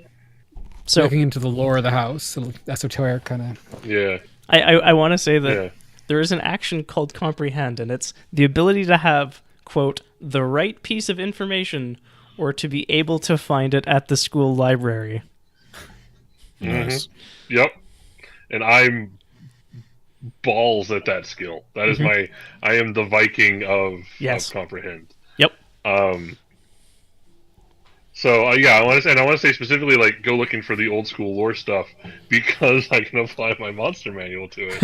I'll look at like frequency and environment and like haunting details and these sorts of things that I should keep an eye out for. Okay. And any sort of like date numerology if it's important, that sort of thing. Yeah. Come out of the monster manual. Yeah. Throw a roll at me. I mean, like we've already established that it has like advanced maths in it too.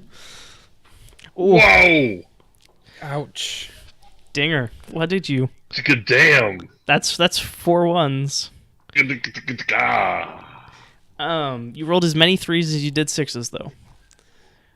True. Cool. If you fail, the game master gives you bad news or the wrong information. Okay. Yep. So what's the exact question you're asking? Like what's the question you want an answer to? Dusty wants to know what kind of monster this is. Oh, it's absolutely a ghost. Okay.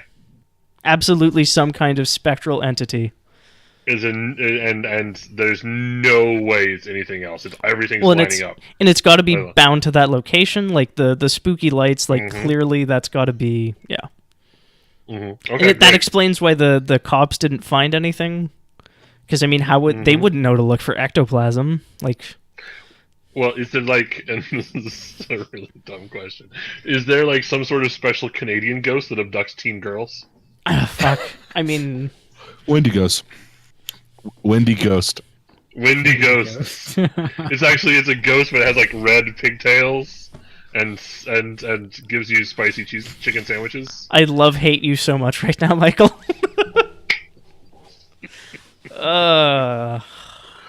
You're pretty sure it's got to be some kind of spectral entity, and like, I mean, you've got tables of them of varying challenge ratings. Mm-hmm.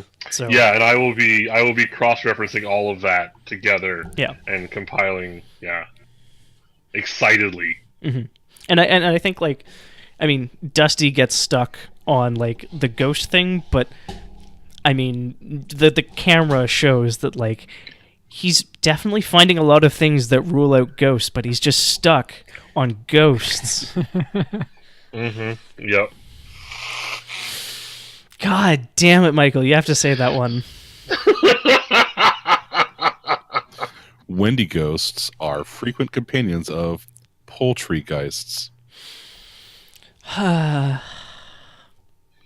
right, what's Elise up to? So I'm thinking two things. Obviously, she's looking for any updated records of, either ownership or who's working on the property or who owns the property, kind of things like that. Yep. And also, she's probably looking into manuals or books about how to investigate a haunted house, like whatever current tech there is. Okay. So that kind of sounds like it could be investigate or it could be comprehend. I mean, I'm happy to go with investigate. Okay. So that's the ability to find hidden objects, understand clues, that's the one I'm thinking this is. Break puzzles, survey a place or situation. So you get to ask 2 of these questions. Is that on success? Yes. Yeah. Okay. So, I mean, how... Actually, no, wait. So you get to ask those 2 questions. I give you answers, and then I get to do stuff to you if the roll fails. So ask your questions, and then let's roll the bones. Let's see. I mean, the obvious one is what is hidden here and where is it, but I don't know if that really comes from this information. Yeah, I don't know that that's... I mean, maybe there's something more interesting with what has happened here. Mm-hmm. Yep, that's totally viable.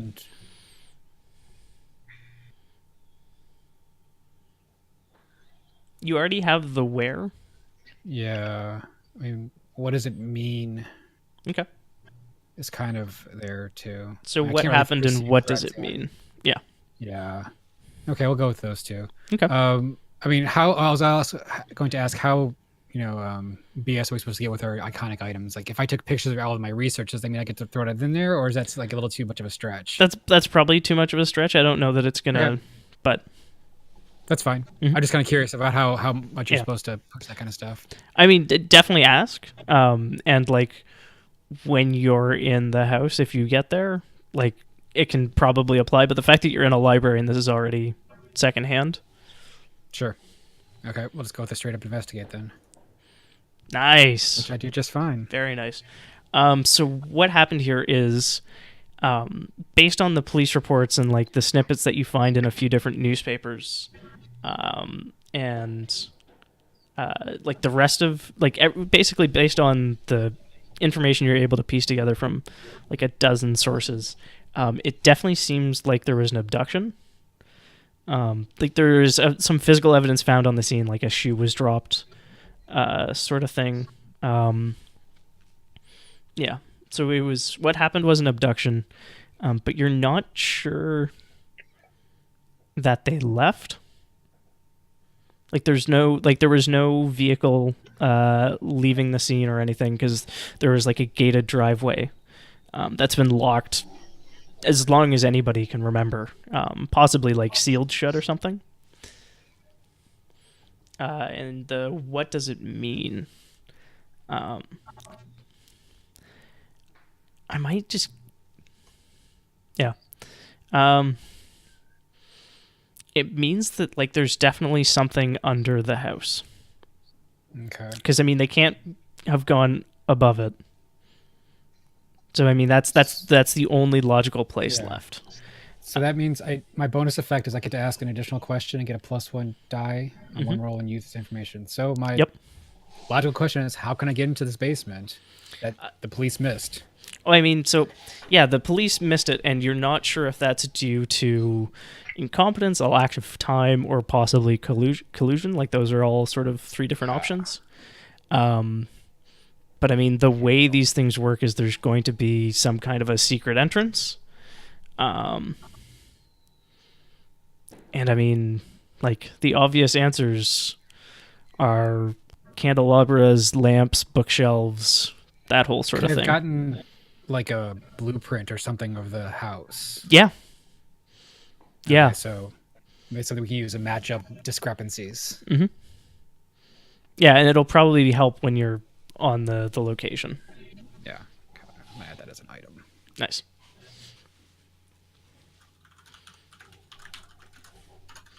Cool.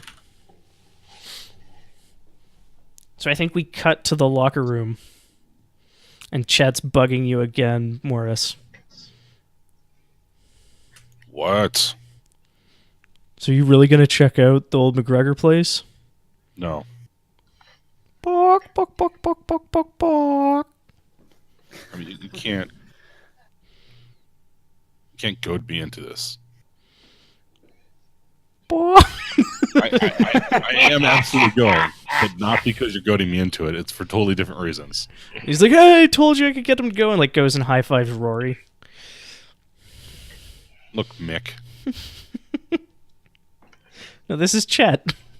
They said Rory. Mick Rory. Oh. Yeah, so it's no, look, this is just my friends are stupid and they're gonna go check this place out, and I'm sure that they're already there.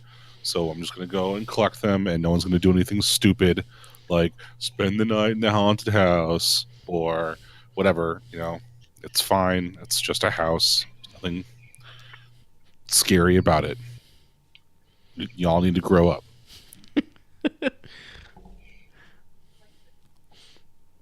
I think that's all we really need from that scene, actually. Yeah. Actually, you know what? Yeah. In fact, we're all going to go down there to show man. Chet that there's nothing to be afraid of. So, like, you and Rory and Mick and Chip and Chad. Yeah. I can roll lead with heart if you want me to. Yeah. Yeah, no, that sounds awesome. No one takes the bait. Swing and a miss. I mean, only 5 stars. let's see what this ability to make your friends work together, help them focus on the task at hand. If you fail to use lead, you must check a condition. You're just pissed off that nobody wanted to go with you. Yeah. I'm Yeah, hurt. so I mean, yeah. So angry. Yeah, so are you angered that they're goading you, and maybe like, yeah, Chip totally like towel snaps you when you turn around to yell at Chet? Yeah. Well, yeah. Yeah, You're angry that they goaded you into it. You're angry that your not kid brother and your not crush are like out there making you do this stupid thing. Well, it's like the platonic friend, Elise, who's really smart and like artsy and like totally gets it, and her parents are really clued in on politics. I honestly think Morris is like a little jealous of Elise's life. And so like part of it is just vicariously living through her. Yeah. Cool. So yeah, I think the next scene is like we pull up and like Morris is just rubbing his back where he's just been whipped. A scene ago. No, it's he's walking with his shit as opposed to getting a ride with the coach. Oh, yeah. Because he's embarrassed. Yeah. Cool. Does the path home take him past the house where we're standing outside? He's going to the house. Yeah. I thought we were gonna. He knows you'll be there. Okay. Yeah. So I mean, I think we get just like meeting up at the hideout. Yeah. Yeah. Do you meet at Elise's house? We probably just all head there after school. It's just we don't have to, like coordinate that. It's just where we go. And it's what, like 5 o'clock now? Probably. Like 5:30. Time, but yeah. My mom's working nights tonight. Well, I mean, So she they won't miss don't the two of us. like. She knows that you're probably out with Morris and Elise, and like, they seem to have their heads screwed on, right? And like, Yeah. and she like, and you're a nerd. What kind of trouble are you going to That's get true. into? Cradling my D&D books. Yeah. She probably has very explicitly raised you to like run at the first sign of trouble. Because whatever got my dad could get me too. Well, and like, yeah. Oh, Jesus. Yep. Good. Well, and yeah, she doesn't talk about him ever. Oh, that's really good. I like that a lot. Cool. Yeah. So we get like an establishing shot of this old broke ass, and it's still got like thriller decorations and like maybe some police tape up from just the year it's had. Yeah, but there's like a year worth of rot on like the cardboard thriller decorations. Yeah. Yeah. And so like zombie Michael Jackson looks even more convincing. He's moldy. Yeah. Cool. Yeah, so when I imagine Morris walks up and Elise and Dusty are already like outside conferring. They haven't even jumped the fence yet, and Dustin is like reading Elise a litany of like protective measures against evil spirits, like cold iron, salt. He even like swiped a couple of salt shakers from the school lunchroom on the way out. And like is handing them over like this is very important. You should listen to this and like all sorts of weird stuff that and we need to find a show as a +2 magic weapon because if it's a banshee, then stuff gets real bad real fast. Poultrygeists hate salt. It dries out their flesh. I really like that Morris has inherited Mike's shitty puns. I really, really like that.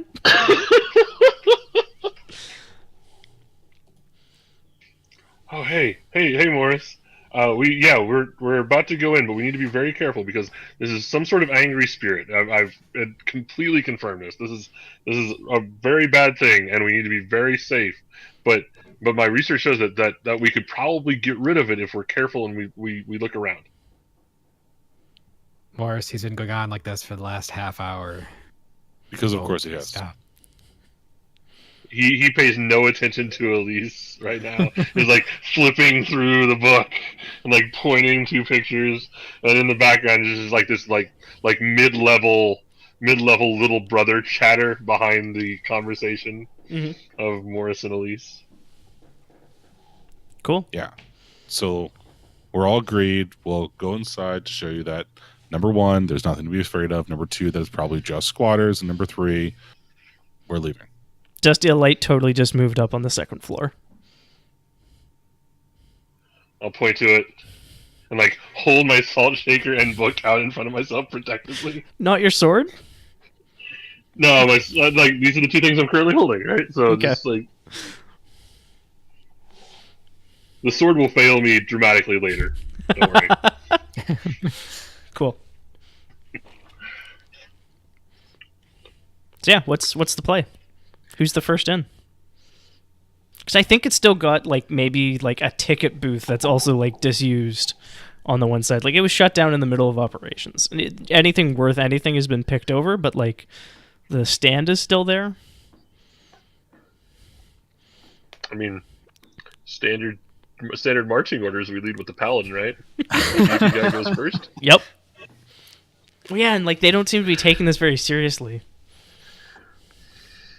So yeah, like you grip the cold iron, like it's like a cold and old doorknob, and there's just like the.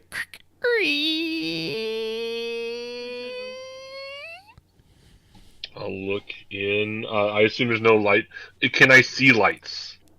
So like there's like just the old timey like lamps that are meant to look like candles.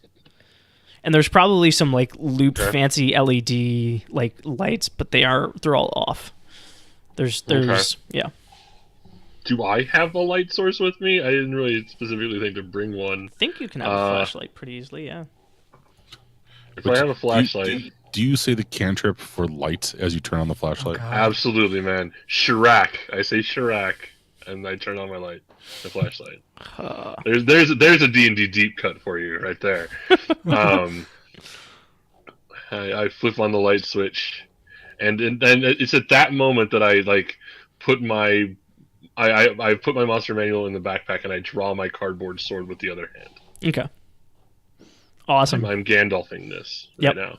Yeah, the first floor, at least the hallway that you've seen so far, all seems to be werewolf themed.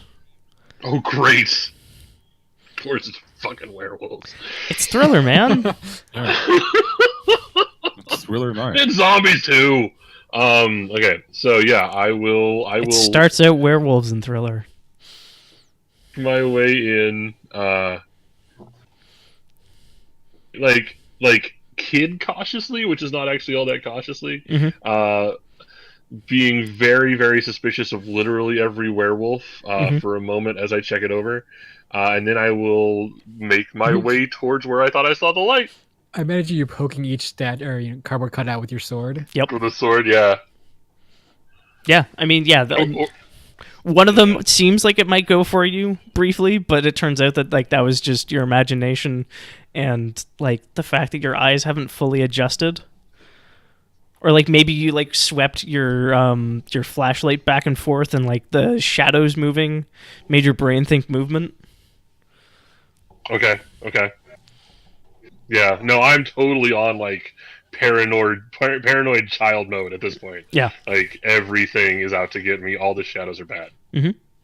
Yeah. So you're probably gonna need to try to find some stairs up, which those handy blueprints tell you are back by the kitchen. Okay. There is another staircase, but it's all like closed off. Like, I think there's just like a bunch of plywood basically erected around it. Okay. To keep people from wandering up in the haunted house out of order. Okay. Yeah. No. I will make my way over, determined to prove that there are ghosts in here, and get my first encounter with an actual monster. Awesome. I think also every now and then there's just a flash of light as at least takes pictures of various things. Nice. Oh man, there's totally like there's like 3 or 4 werewolves in a row, and they're in like varying stages of Michael Jackson-ness. Like an Animorphs cover. Yeah. They went all out for this thing. I mean, if Thriller wasn't tiny. No, it wasn't. Cool. So yeah, you get to the bottom of the staircase up to the second floor, and there's just like a staff only beyond this point sign that like we get the flashlight playing over. Okay. At this point, I will like reach out and stop whoever's with me. If you guys are behind me, that's great. And I will pull out my salt shaker, and I will open it up with the non-flashlight hand, and then I will just pour a line across the bottom stair. Near the bottom stair. Sorry, go ahead. I think at least Tully takes a picture of this scene too. We should document this. I'm like, okay, so if anything happens, if the ghost sees us and comes after us, we just have to make it to the bottom of the stairs. They can't come over the salt. They can't come over the salt. Morris like uses his toe to scuff a line in the salt, breaking. Morris. Do you wait? Are you crazy? Do you wait for Dustin to already start moving upstairs? No. That's Okay. not. That's a different kind of cruel. Okay. It is Morris or the Dustin sees it. Dusty sees this happening. Right. How Dusty will throw Morris a glare, like the best. Throw the salt at Morris. the best 12-year-old like. I can't believe you're pulling this shit. This is important. Our lives could depend on this look that Dusty can give Morris. And then just like pulls another salt shaker out of his bag. I'm 12, and yet you're the asshole here. Look.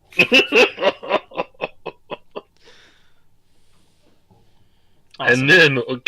then he will start climbing the stairs like with his eyes like turned on Morris until Morris clears the. Actually, no. I'll wait until Morris goes up the stairs in front of me, so as to make sure that the line stays intact. So yeah, Morris, this little brother of yours is clearly unimpressed. One might say fixated on the line of salt. Right. I'm gonna fake trip and do it again, and then run up the stairs. Oh, jeez. At least just rolling her eyes by this point. Hey, boys, right? Yeah. Boys are dumb. And then I'm gonna start knocking on all the doors and upstairs, calling out for. So I mean, everything for up here who's there. seems like it's in storage. Like there's a bunch of cardboard boxes that are mostly rotting away. There's like a stack of coupons for like just Jorgenfru's products. Because it's like Jorgenfru's in partnership with Michael Jackson put this on sort of thing. Right. There's a few like tubs of stanky ass rotted away frozen yogurt that's like in a corner. And there's like a bunch of footprints in the dust. Oh yeah, it's like I called down to Dustin and I was like, yeah, see, there's footprints. Somebody's been here. I told you, ghosts don't leave footprints, do they, Dusty? The shot of the response shot of Dusty will be like him frantically refilling the line and then jogging up the stairs. And then I've already gone into the next room by the time Dusty gets here. Mm-hmm. I went up to an empty hallway. Great. And Dusty will start like in sort of like a whispered shout because he's not sure where Morris is. Start explaining to him that sometimes that there are corporeal ghosts. It's possible that that banshees can take corporeal form like one in every 1d4 turns, as long as they have a specific kind of environment, and this is totally normal and fits the pattern. Yeah. Well, these look like to Dusty's like math nerd eyes. These look like they're not bare footprints. They're like shoe prints. Okay. And it looks like somebody walking around making specific like stops at windows. Gosh, Dusty, it's almost like there's somebody moving lights from window to window. What's Elise up to? I think she's more curious about this basement still. Okay. We should split up. Yeah, I know. Elise is busy being eaten by werewolves. No, I think she's just telling him we're wasting our time upstairs. There's nothing up here. We need to go find the way down. This is pointless. Not ready to Scooby-Doo yet. So you're trying to get them to walk downstairs? Here, Elise, come take pictures of these footprints. It's evidence. Right, Dusty?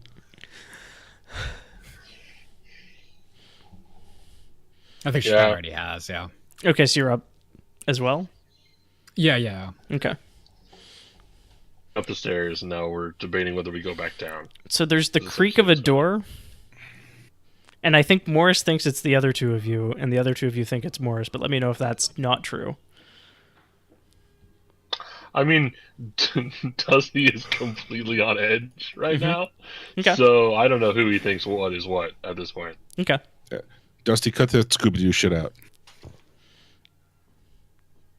And then there's like one of the steps back down to the first floor creaks. And point my sword at the new noise. Okay. Are you gonna like go investigate it? Not by myself. I'm not. Okay. They keep progressing down the stairs. If you get like close to the hole, you hear 2, 3, 4, and each like number is lining up with a creak of a step, and they're going faster and faster, and so is the counting. Okay. Yeah, I'm gonna go check that out then. Okay. By yourself. Somebody's got to. There's someone stuck at your fucking line of salt,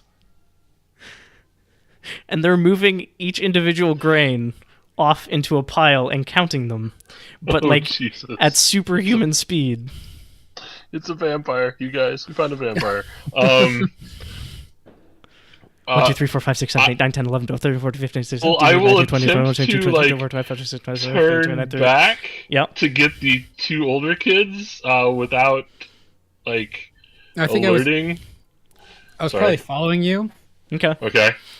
And I'm debating whether or not she would just take a picture of the guy. Dude, you would snap a picture of this instantly, right? That would happen. Click. Well, yeah, there's flash bulb and everything. Flash, whir, click, I believe, is the order of operations. Or flash, click, whir, rather. And yeah, this person turns around with like this pale face, giant incisor teeth, and like just a hissing, screeching noise. They just bolt, ignoring all the fucking salt because they have bigger fish to fry at this point in time, and just like shatter the line, scatter it, as though like it were picked up in the wind. And you hear like grind, slam open, grind, slam shut, basically.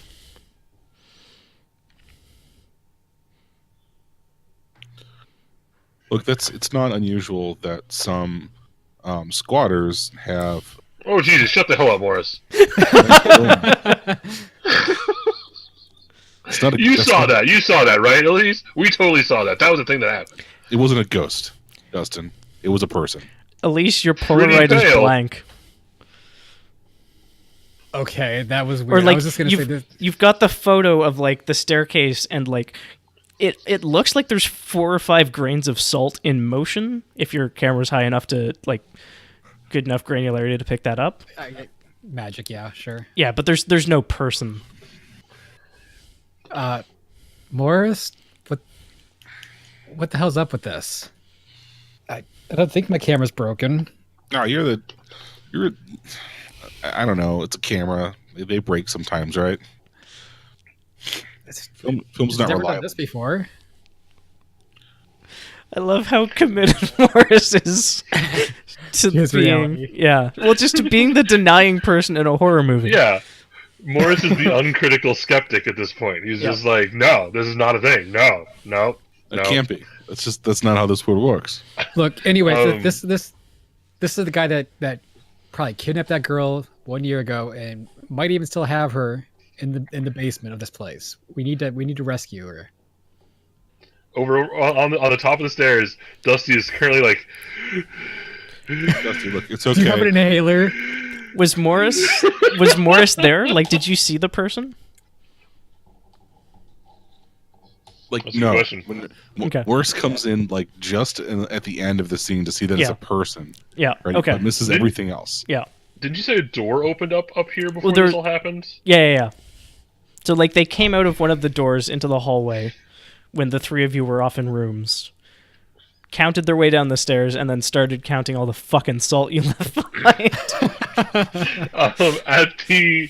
At the like as soon as Dusty has his faculties back, he's going to go like search for this thing's lair upstairs, like wherever that door was. Okay. He thinks he heard it. He's going to go try to find it. Yeah, it's just with more, his like sword out. It's more like footprints, and it's more stops at windows. Like, yeah. If you want more, you're gonna have to give me a roll. Okay, sure. I'll give you a roll. Why not? This sounds like investigate, but depends on what you're trying to get out of it. I would say investigate makes sense. Cool. To my monster manual, like, if I'm identifying creatures and their habits, like, I would probably be like, because the old monster manuals had like, they move in this pattern and they No, I'm yeah. You don't need to sell me. I'm sold. Like, Okay. You kind of chose like the perfect item for your character. Nice. So what are your 2 questions? Is it? Sorry, let me make sure I'm doing the right thing. So. Yep.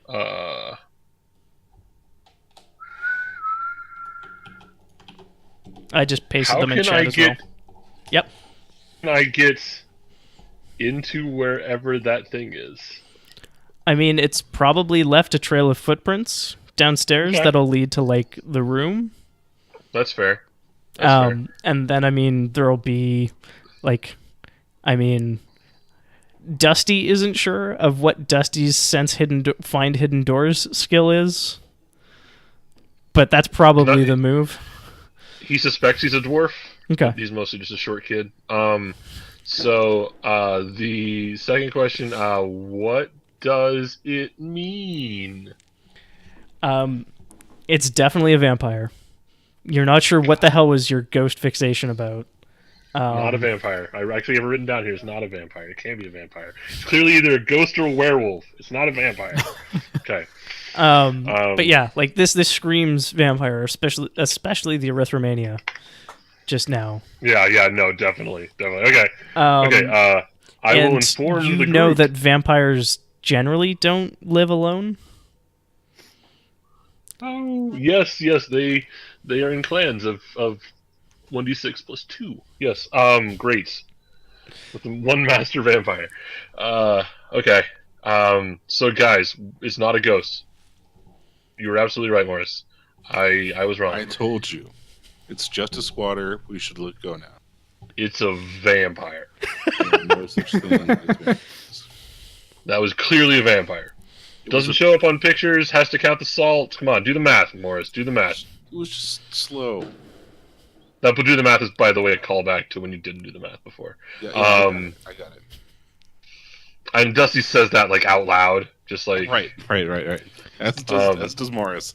I get the joke, Dustin. It should be noted that Morris is already angry. It's true. All right, well, we have to go down and deal with this, right? No, we need to go home. Look, if there's any chance there's someone still alive down there that needs our help, we need to find out. I mean, you think the cops are going to do anything? They screwed us up a year ago. I mean, that's pretty compelling. She's got a point. The crazy communist lesbian has a point. Just saying. She could be bi or ace. It's true, yeah. No, I'm sorry. I'm making some assumptions there. Yeah. Wow, you just assumed my sexuality. Yeah, so the... okay, so... Yes. Dustin, this could be dangerous. You should go home. Dusty's already headed down the stairs. Dusty's already halfway down the stairs. With his sword out, by the way. Like, he's not going home. That's not happening. Dusty is seeing this through to the end. I'm surprised he hasn't, like, broken off something for a wooden stake by now. But he's not really strong enough. I mean, I guess it's been around for a while. Like, if there's, like, wooden standees on the cardboard Michael Jacksons, like, maybe he'll break one of those off. There's probably like Halloween decorations that you stick outside into the earth. Oh yeah. Yeah. So are you digging something up? Are you just gonna yank something off the front lawn? I don't know. If I could avoid going outside, I would. If not, then yeah, I'll go ahead and pull like a zombie head decoration out of the. Well, and there's gonna be like tombstones that are stuck into the earth, right? Oh yeah. There you go. Yeah. Did you just bring in the one, or is it a bunch? It's like an armload of styrofoam tombstones, like rubber foam tombstones. Dump them on the floor in like the main werewolf room. Yeah, absolutely, I do that. That's totally a thing. Cool. So while Dusty is requisitioning weaponry, what is Morris up to, and what is Elise up to? I'm definitely still trying to figure out where this downstairs access is. Cool. It looks like he fled into the lounge. And there are a couple bookcases and sconces basically on the wall. They just have like fancy electric lights that are all off. I imagine there's probably a lot of dust in here. Is there anything that looks like it's, someone put their hand down on something or... There's a lot of dust in every other room. This one has been cleaned. Oh, jeez. Because they're vampires, not idiots. I mean, can we find a light switch? Is there a light switch here? I think the power's cut off. I'm looking for a phone. You're looking for a phone? Yeah. Nice. There's one in the kitchen, but the line's just dead. Like no one's paying the utilities, basically. Hey, Dusty, is there a way to get the phone to turn on?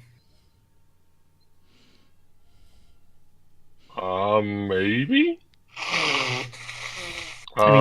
He says like standing over a pile of styrofoam of formerly attached to styrofoam wooden stakes. Well, come on, this is important. Stop playing with those toys and come on over here. How's your tinker?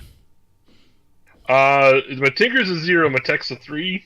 Okay, that's 50-50, I think. Yeah, it's pretty close. I mean, I'll roll it. Mm-hmm.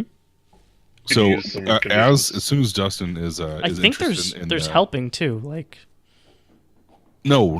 Morris doesn't sound like Morris is going to be doing that. Okay, Morris is distracting Dusty. Is what's exactly. happening. It's a distraction, and he's going to go in the basement with Elise. Okay. All right. Well, let me roll. Oh, that was wrong. Sorry, that was program, not tinker. Okay, it's the same roll. Yeah. Don't worry, you get the same result. Yep. Works out either way.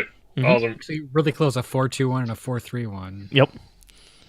Cool. So at least let's yeah, I mean, how do you let's see what you how do you try to find the switch, basically? Well, and your blueprints can definitely help here. Yeah, I guess this is just another investigate roll. Mm-hmm. But I imagine it's like looking for scuff marks on the floor or something, where doors have been opening. Well, I mean, so just looking, messing with stuff. Looking at your, I mean, you're gonna find the thing. It's just how long it takes, basically. Yeah. Whether or not you get a head start on Dusty. Okay. And I mean, whether or not Dusty manages to like bring any stakes with him. Yeah. But yeah, like you're pretty sure that like that fireplace is the secret entrance point. You just need to figure out where the switch is. Okay, we'll just give this a shot. That's just what I need. One success. It's exactly what you need. Awesome. Dang. Dice. Yeah. Yeah. So I mean, there's a bookcase on either side, and what it is there's a book that's repeated on like basically the same shelf in the same position on both of them. Mm-hmm. And so it's just two at the same time, or within enough of within close enough proximity. Okay. And yeah, like you tell because they both look plastic or metallic or something. So you and Morris can both pull a switch, and you're pretty sure that the way will open. And I think you get one more question. Because that was into, out of, or past something. Yeah. The other thing is that what threats can I perceive here? Which there might not be any, but that's it seems like it's useful. I mean, it sounded like the door shut itself once you got through. Okay. So I mean, to keep the door open. Yeah. Yeah, I'll probably find like a thick book that. Yep. Can just that'll gum up the works. Yeah. Cool. Awesome. Yeah, so you and Morris can head on down while Dusty is toying with the phones. If you want, or... Because, I mean, this is up to you. I mean, but it also might be up to Morris. If he's going to try to convince you. I mean, for me, I think my curiosity is overtaking any reasonable... Yep, this is a horror movie. If someone's stuck down here, we need to save them. But Dusty is just a kid, right? He should be kept out of this. Yeah, he's 12. He's way too young. Right. Yeah, jeez. So can I close the door behind us and lock it? I mean, you at least basically is going to try to do the exact opposite thing, so you have an escape route. Wedge it open, yeah. Okay. Yeah. That's a bad idea. I'll leave it open. Cool.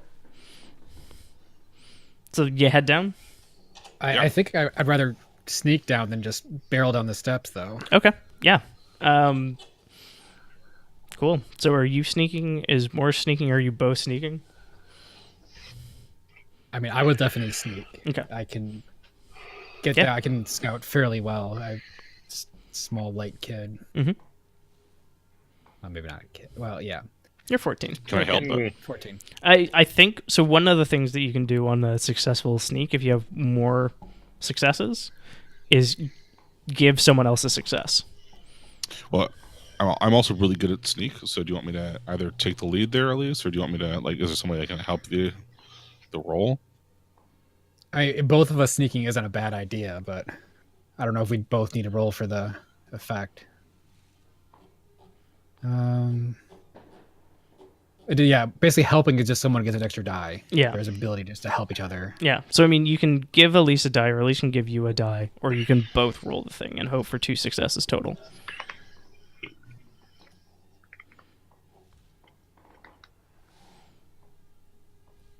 So, I mean, what's Who's rolling first? what's the play?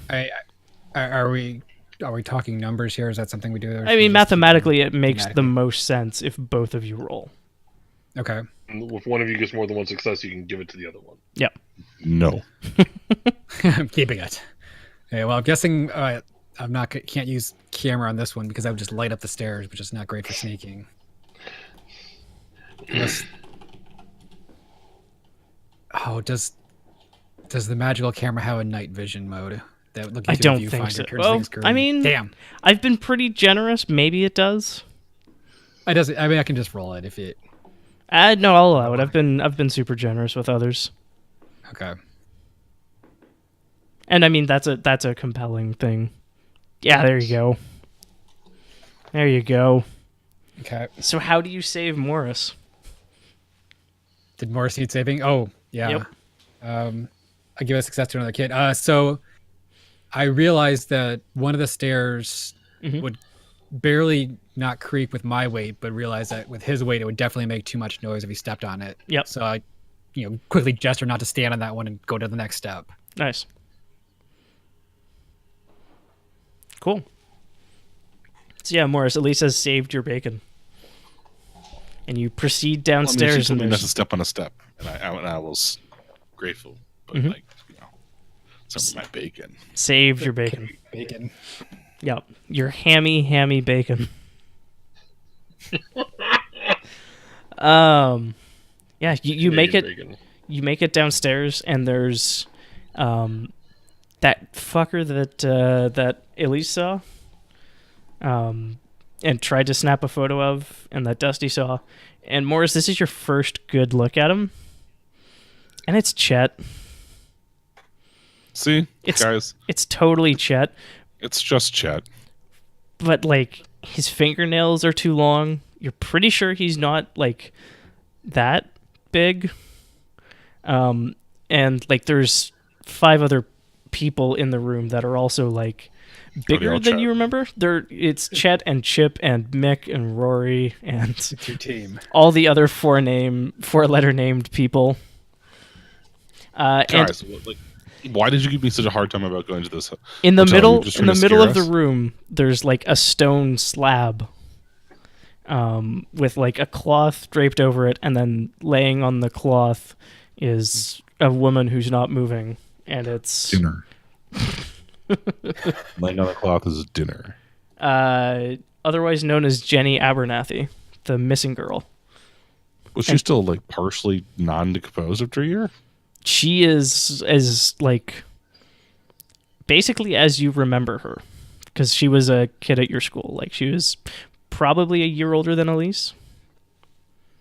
I was gonna say, did you have a crush on her? And she's got like just like this simple white frilly dress on. But God, yeah, maybe Elise did though. Maybe. But yeah, she's lying on this slab in the middle of the room. And the Chet et al. Are all standing around chanting in some language that you don't understand.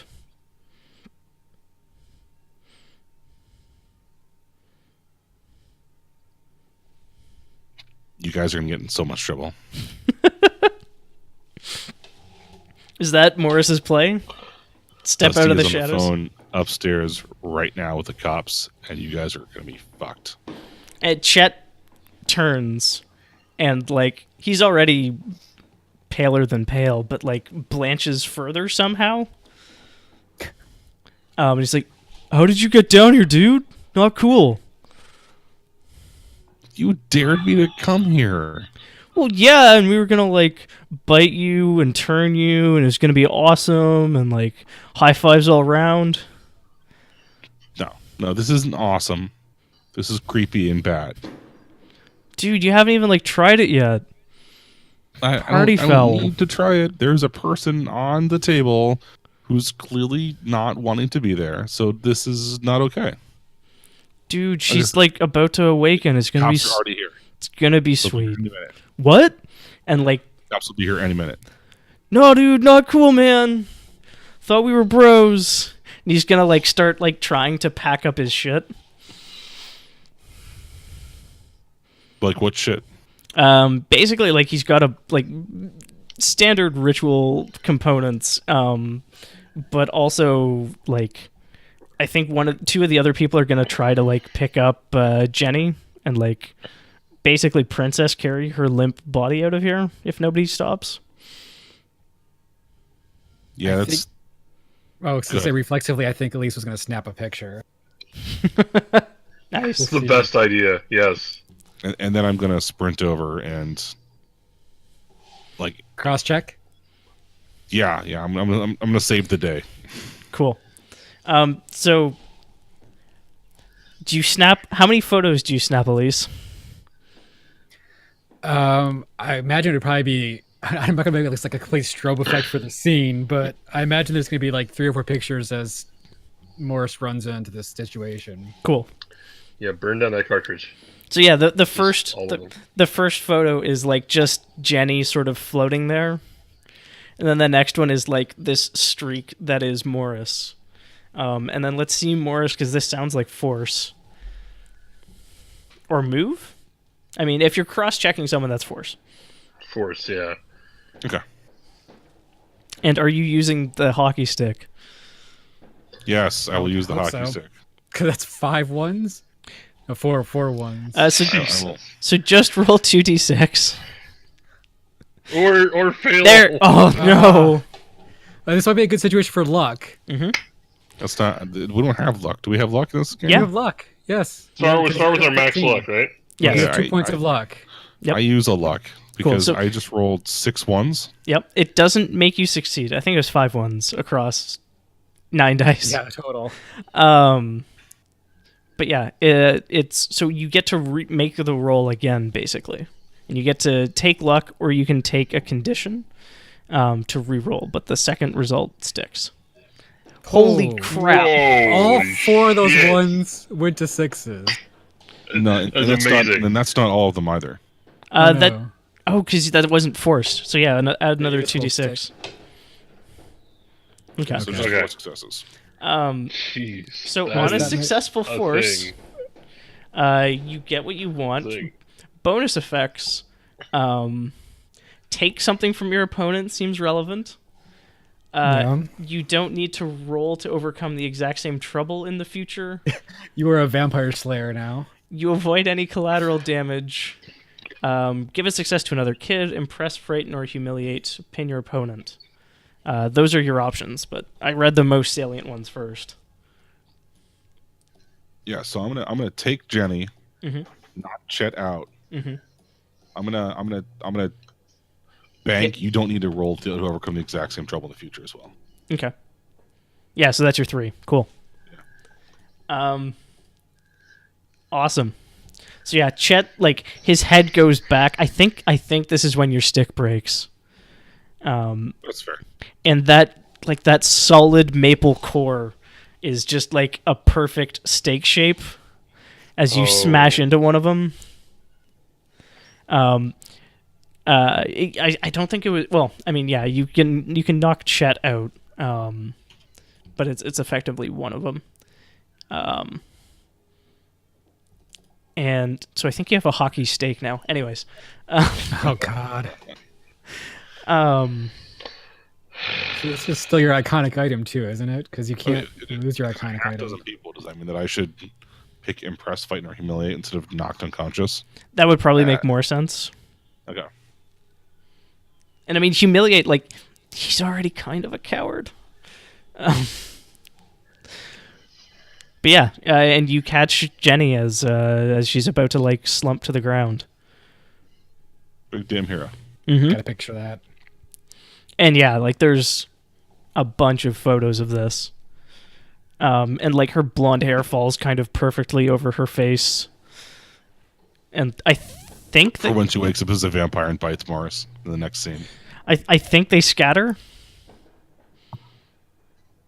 They're gonna just rush past you, Elise, if you're not gonna try to stop them. No, I think Elise just backs herself against the wall, get out of the way. Okay. I mean, where's Dusty at this point? Well, by now, I assume you probably heard the scuffle going on downstairs. I think abandoned... I think you heard the door slide open, but you didn't know that you heard it at the time. Okay. And so you walk into the room and you're just like, "Oh, son of a!" At which point, vampires erupt out of the door. Probably a couple of them are bats at this point. Good.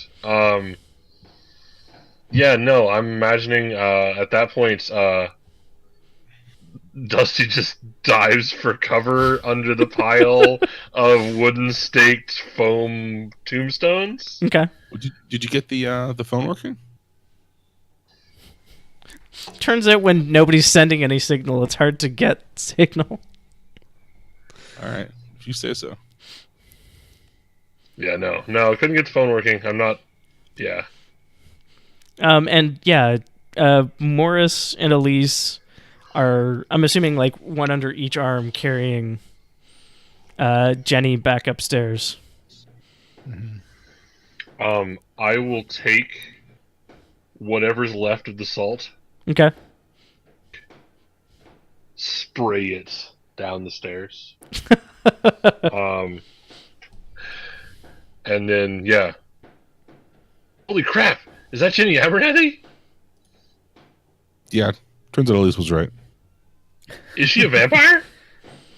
Why would she be a vampire, dude? They were vampires. I hit one of them with my hockey stick. Give it up. You don't know how vampires work, do you?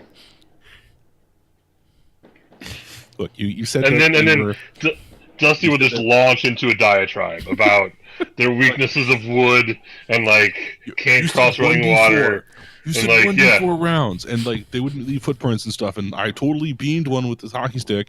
And look, if they were vampires, like that was banshees. 1d4 rounds was banshees. Let's be clear about our terminology here. It's very important. They're completely different creatures. Look, I've seen the video to Dancing with Myself, and I know that vampires dance when they come to the sides of buildings. Mm-hmm. There's another building in front of you? Can we just talk about this later? We need to get Jenny to the hospital. I mean, Elise is right, like always. Right, I'll prop open the outside door so you guys can drag her through, essentially. No, I am. She's a small person, and I have lots of force. We're fine. My body is 5. And then we'll like, as I'm like chattering at you about vampires and the rules for vampires, I will remind you that vampires make other vampires, and it's very possible that he is a vampire. Look, even by your rules, she can't be because there's a picture of her right here. Look.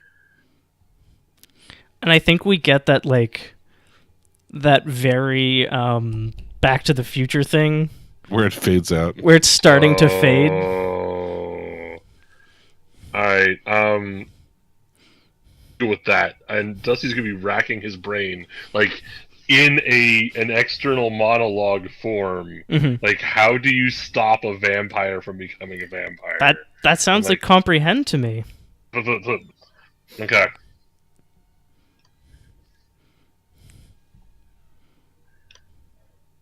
Nice. Damn. I'll take a success. Yeah. Generally, there's going to be, like, a prayer that you just know because you're a fucking nerd. Because I'm a nerd. Because you're a paladin. Holy shit, vampire? yeah. There's a prayer. There's like symbols of purity. So like crosses, salt, all these sorts of things. We got salt. We got crosses. Yeah. Okay. And yeah, like it's. I'll go pull like two of the two. Like I just pulled the tombstones, so I left like the crosses in the ground. So I'm gonna go pull some of those foam decorations out. I'll take them over, and then I'll produce more salt because God knows I stole They have a every salt kitchen. shaker in the cafeteria. Oh, they do have a kitchen. Okay. Yeah, and so I will like pour a salt circle around her and like perform the appropriate rites as I understand them from my fiend folio learnings. Well, and like Yes. it is like a tandem thing. So I think like we get a shot of the three of you doing this ritual, and you're like, Morris, read the Latin. Like by flashlight. Yeah. Yeah. And Elise is over there taking pictures of the whole deal, like in between her like things that she has to do. Yeah. Bunch of pictures of Dusty and Morris like kneeling over a probably dead person.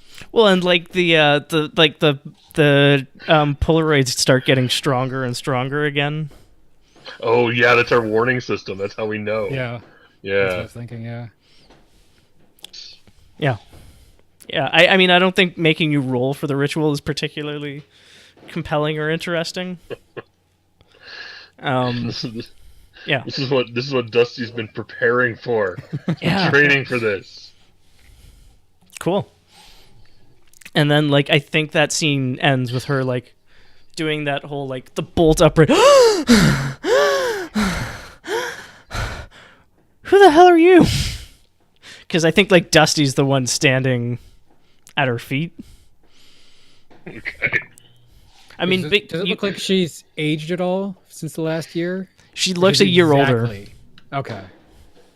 Actually, I mean, you tell me. Also, Elise, did you have a crush on her? I think at one point maybe. Okay. But she's been the missing girl for a year and you've moved on? Yeah. But then that might explain why I was so focused on trying to find her. Yep. So where do we do this ritual? I'm thinking right outside the house. Or I was thinking like in the house. Oh, okay. But I was imagining like immediately outside the house, like on the sidewalk, like right in front of the building. So after we get done with the ritual, it's like, it's all right, Jenny, the police will be here soon. Dusty called him, right? Morris, we've been over this. The phone doesn't work. She's like, wait, you're... What happened to me? I'm sure Vampires. Vampires happened. You were It was definitely vampires. By some squatters living in this old house. That just Some happened. squatters that are on your hockey team and also vampires. We don't know they're vampires. Elise will pull out an article from a year ago detailing the missing person case. Wait, show it to her. Why are you all... What? And like starts reading it and like I think she's like just starts crying. No. I empathize with her and I like pat her awkwardly on the shoulder. Okay. And I give her like a quote from the guidance counselor. Or your hockey coach. You give her a hockey coach quote. Oh, it's like there's no I in team. It's okay. So are you actually rolling something, or are you just... You can't quit the game at halftime. Yeah, totally. There you Nice. go. Nice. Yeah, so I mean, what she wants more than anything right now is for all of this to be a weird dream. She feels like she has been robbed rather thoroughly. Actually, sorry, you get to ask those questions, but those just seem like the obvious ones. Yeah. No, and I'm gonna do the whole. Let's get out of here and find a quiet place to like talk about what happened. And then the popular spot is a burger joint called Licks, Licks. They're really good. If you're ever in Toronto, find a Licks burger and get... Find Licks burger. Got it. Yep. Yeah, I will probably swing by the hospital first before giving her food. Mm-hmm. Dusty still has a foam rubber cross in each hand. I don't think... And like no places chances. one on Jenny. Yeah. She's like, thank you? Yeah, you should hold on to this. You may need it. Thanks. Give her a very serious nod. If you'd fucked up, she would have been something like, you just look scrumptious today or something, but no. Oh, God. Yeah, no. That was great. Yeah, you just keep fucking succeeding on rolls, so I don't get to beat anybody up. Except for Chet. Chet gets beaten up. Yep. Screw Chet. Chet's a dick. Chet's a dick. Also a vampire. So yeah, we get the scene of like her being admitted into the hospital and like the nurse probably frantically dialing her family. Like, oh my god, is that Jenny Abernathy? And like, where did you find her? Where? Justice for Jenny Abernathy. Yeah. Justice for Jenny. Justice for Jenny. J4J every day. Yeah, like it wasn't small news. Kids generally don't just go missing. And like it helps that she was like the pretty photogenic kid who was probably going to be prom queen in 2 years. Or vampire queen, depending on when we got there. That was what they wanted her for. Assholes. Well, they're hockey players. What do you expect? Quack. Yeah, no, I had a bunch of shit that the hockey vampires are gonna do. Mike just thrashed him. Yeah. And so I think we like fade out on that scene of like, probably what's up. It's not that exact scene though, right? It's the threat of future badness. Like No. So like it's like you all succeeded in flying colors. So what happens next is we go back to the mundanity of everyday life. Well, yeah, but in the background, he's still on a hockey team with a bunch of vampires. No, I think like the hockey team is going to be disbanded because they fled. Oh God. My whole life. Yep. Shambles. Yes. Suddenly next, and he blames us because we took him down there. Like, that's great. Well, and so yeah, I'm not going to blame you for helping people. That's not fair. Well, no, I think this is just what gets Morris onto his either vampire slaying or poet or both career, because he no longer has hockey. Slam Helsing. Oh, damn. I would watch that show.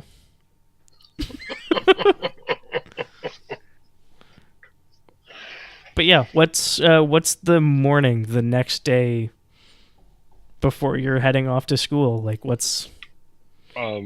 Dusty's almost exactly the same, but like... he's on the right path now. Like, he's even wearing the breastplate the day after Halloween. Like, This is the thing that I do now. Oh, honey, it's not Halloween anymore. You don't get to wear that. Mom, I know. And he's like very seriously studying like the book. I know you helped Jenny wherever, like I know you helped find her. I don't know how you did, but honey, like you don't need this. I have very important work to do, Mom. Very important. I have to stay on top of my game. You never know when shit's coming back, Mom. Oh, honey, I wish you wouldn't talk like that. She says, like, staring into the middle distance and thinking of werewolves. Oh man, maybe like I think the next scene with you is like the librarian or someone at school being like, "Listen, we got to talk about your dad." Is Dusty's last scene. Absolutely. Like, I didn't think you could handle it before, but clearly you know what you're doing. Right. Yep. That's definitely what happened. Mm-hmm.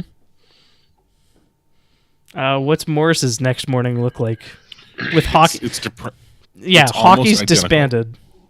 Right, but it's still almost identical. Okay. Right, so he's on a run, right? Brisk 5K sort of thing. He gets back and Mary has made breakfast. Mm-hmm. But the only difference for the shop for the shot is otherwise the same. There's like Coach is waiting there. Coach Doesn't catch you on the fly. There's a card. there's a card Oh. that says "Good job" on the table from his parents. Right? Oh wow! And there's like a note inside that says, be sure to get some photographs, right? Yeah. With the cops to turn this into a thing for later. Yeah. Like, make sure you for college applications. Let's Right. always remember your P's and R's. That's right. Yeah. Make sure they get your good side, honey. Yeah. No, that's totally it. And then like coach is waiting for you. Like he doesn't catch you on the fly. He doesn't have all the equipment in the back. And then what's up with Elise? I imagine she's in there like she's creating her, I don't know how to say scrapbook, but of her Yep. storyline of the events from the night before. Mm-hmm. And it probably ends with something where she's putting shit, I already forgot the girl's name. That's how Jenny? Jenny Abergatt. Jenny. Yeah, putting Jenny's photo in a sort of a special kind of place at the back of the Was it book. just solved? Yeah. Like there's a heading and it just says solved : nice. and then it's Like it probably and the outside probably has like case number 1 or something. I was Yeah. gonna say, yeah, it's like a whole new binder, and that's the first picture that goes in. Yep. Yeah, so she's probably chronicling the adventures of this. Nice. Oh, I wish I had a good group name now. Oh, it's like Scarborough like the Sluice. Scooby Gang or something. Yeah. Markham Mysteries. I would just like to point out, we never determined what the mascot of the junior high hockey team was. Mm-hmm. It could be like the Paladins. Oh, No, yeah. It's gonna be like a Great Dane.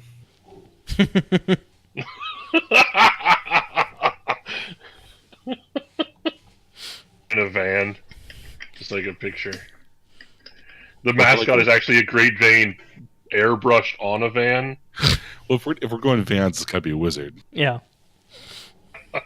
That's Dusty in 6 years. Absolutely. Dusty is absolutely a Scooby. Awesome. Like community college Scooby. Like I imagine Dusty going into religious studies, like not to be a priest. And also like in a couple of years getting pretty serious about the gym. As soon as he has like pubescent muscle mass, that'll be a thing that happens. Yeah. Cool. And I think we get a shot of Dusty sort of being like read in by I think it's like the cafeteria manager. Yeah, but it's like the cafeteria manager with an eye patch. Well, yeah. A grizzled looking, Yeah. like, yeah. With a bit of a Scots accent, but like it's pretty faded. Yep. Morris, like your stuff is the only thing in the back of what was his name? Coach Byers' truck. It's the only thing in the bed. Like there's practice is canceled indefinitely. Right. But there's a bunch of sharpened hockey sticks. No. Like, he's coaching you to do the other thing now. That's hilarious, though. Yeah. No, I like Slam Helsing and Rupert Byers.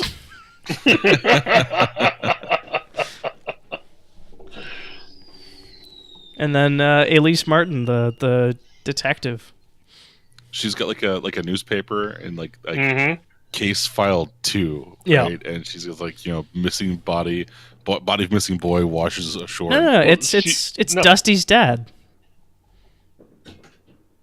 That's Oh, the next well, case see- file.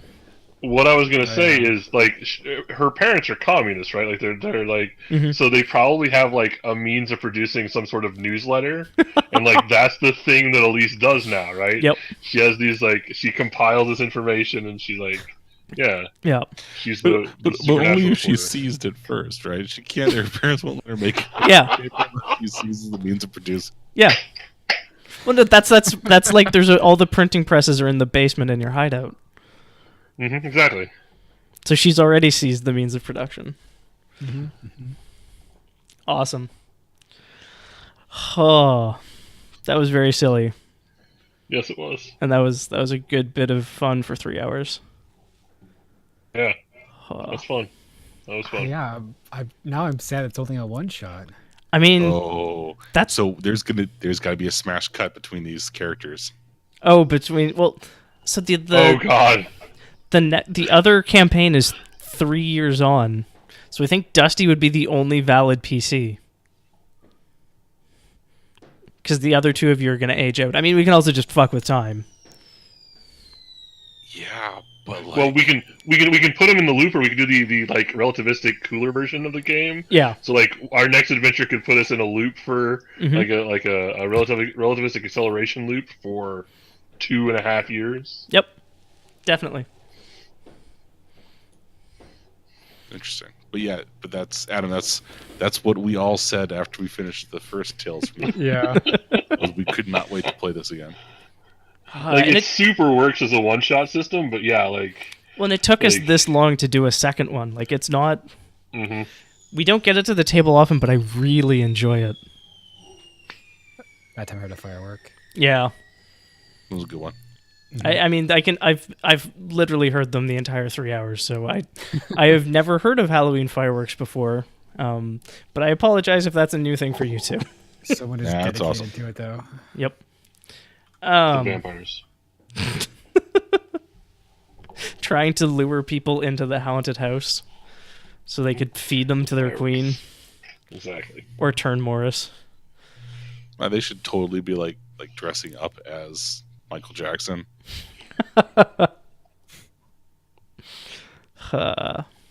So originally it was going to be like werewolves stuff on the first floor and then like zombies in the basement for the different stages of the music video. Full-on thriller. Yeah. And then it was going to be like... I had a few ideas that I ended up discarding. But it was going to be like a mad scientist basically trying to perfect his frozen yogurt manufacturing plans for Yogenfrus. And I decided that was probably too weird. And also I did people being creepy about liquids in the last Tales from the Loop, where I made maple syrup horror. I just found out about a really bad movie, or like a good bad movie called The Stuff, about Is that what yogurt. You linked? Yeah, but it's about like yogurt that's actually a living organism that's being like exhumed from the earth, and fed to people, and it's taking over their bodies. And like you punch somebody and they shatter because they're just filled with yogurt. But then the yogurt is like a living thing that attacks you and stuff. The way I was going to work Jenny Abernathy into the thing is she's lactose non-tolerant and basically like tripped and hit her head in the haunted house. And so like the mad scientist guy brought her downstairs and has basically like been giving her medical attention but also trying to like cure lactose intolerance through yogurt on her for a year. Oh. But then I was like, wait, I could just go vampires. All right. I think that does it for us for tonight. We have been and probably still are That D&D Podcast. I'm still Andrew Otway. Someone else? I'm still Zach Coleman, and it was fun playing. I'm Mike. I'm sorry? Go ahead, Zach. Do you think? Yeah, definitely do you think? Hi, I'm Mike J. Darkson Bride playing Morris, and we'll see you again on Thursday. And hi, I'm Adam. For my first time playing Loop, it was pretty damn fun. I really like the system. We've got social media. You should follow us on them. Basically, we're at That D&D Podcast on everything except Instagram, because that doesn't really apply too well. But yeah, check us out. I'm going to throw this video up on YouTube, and have a great and very spooky Halloween.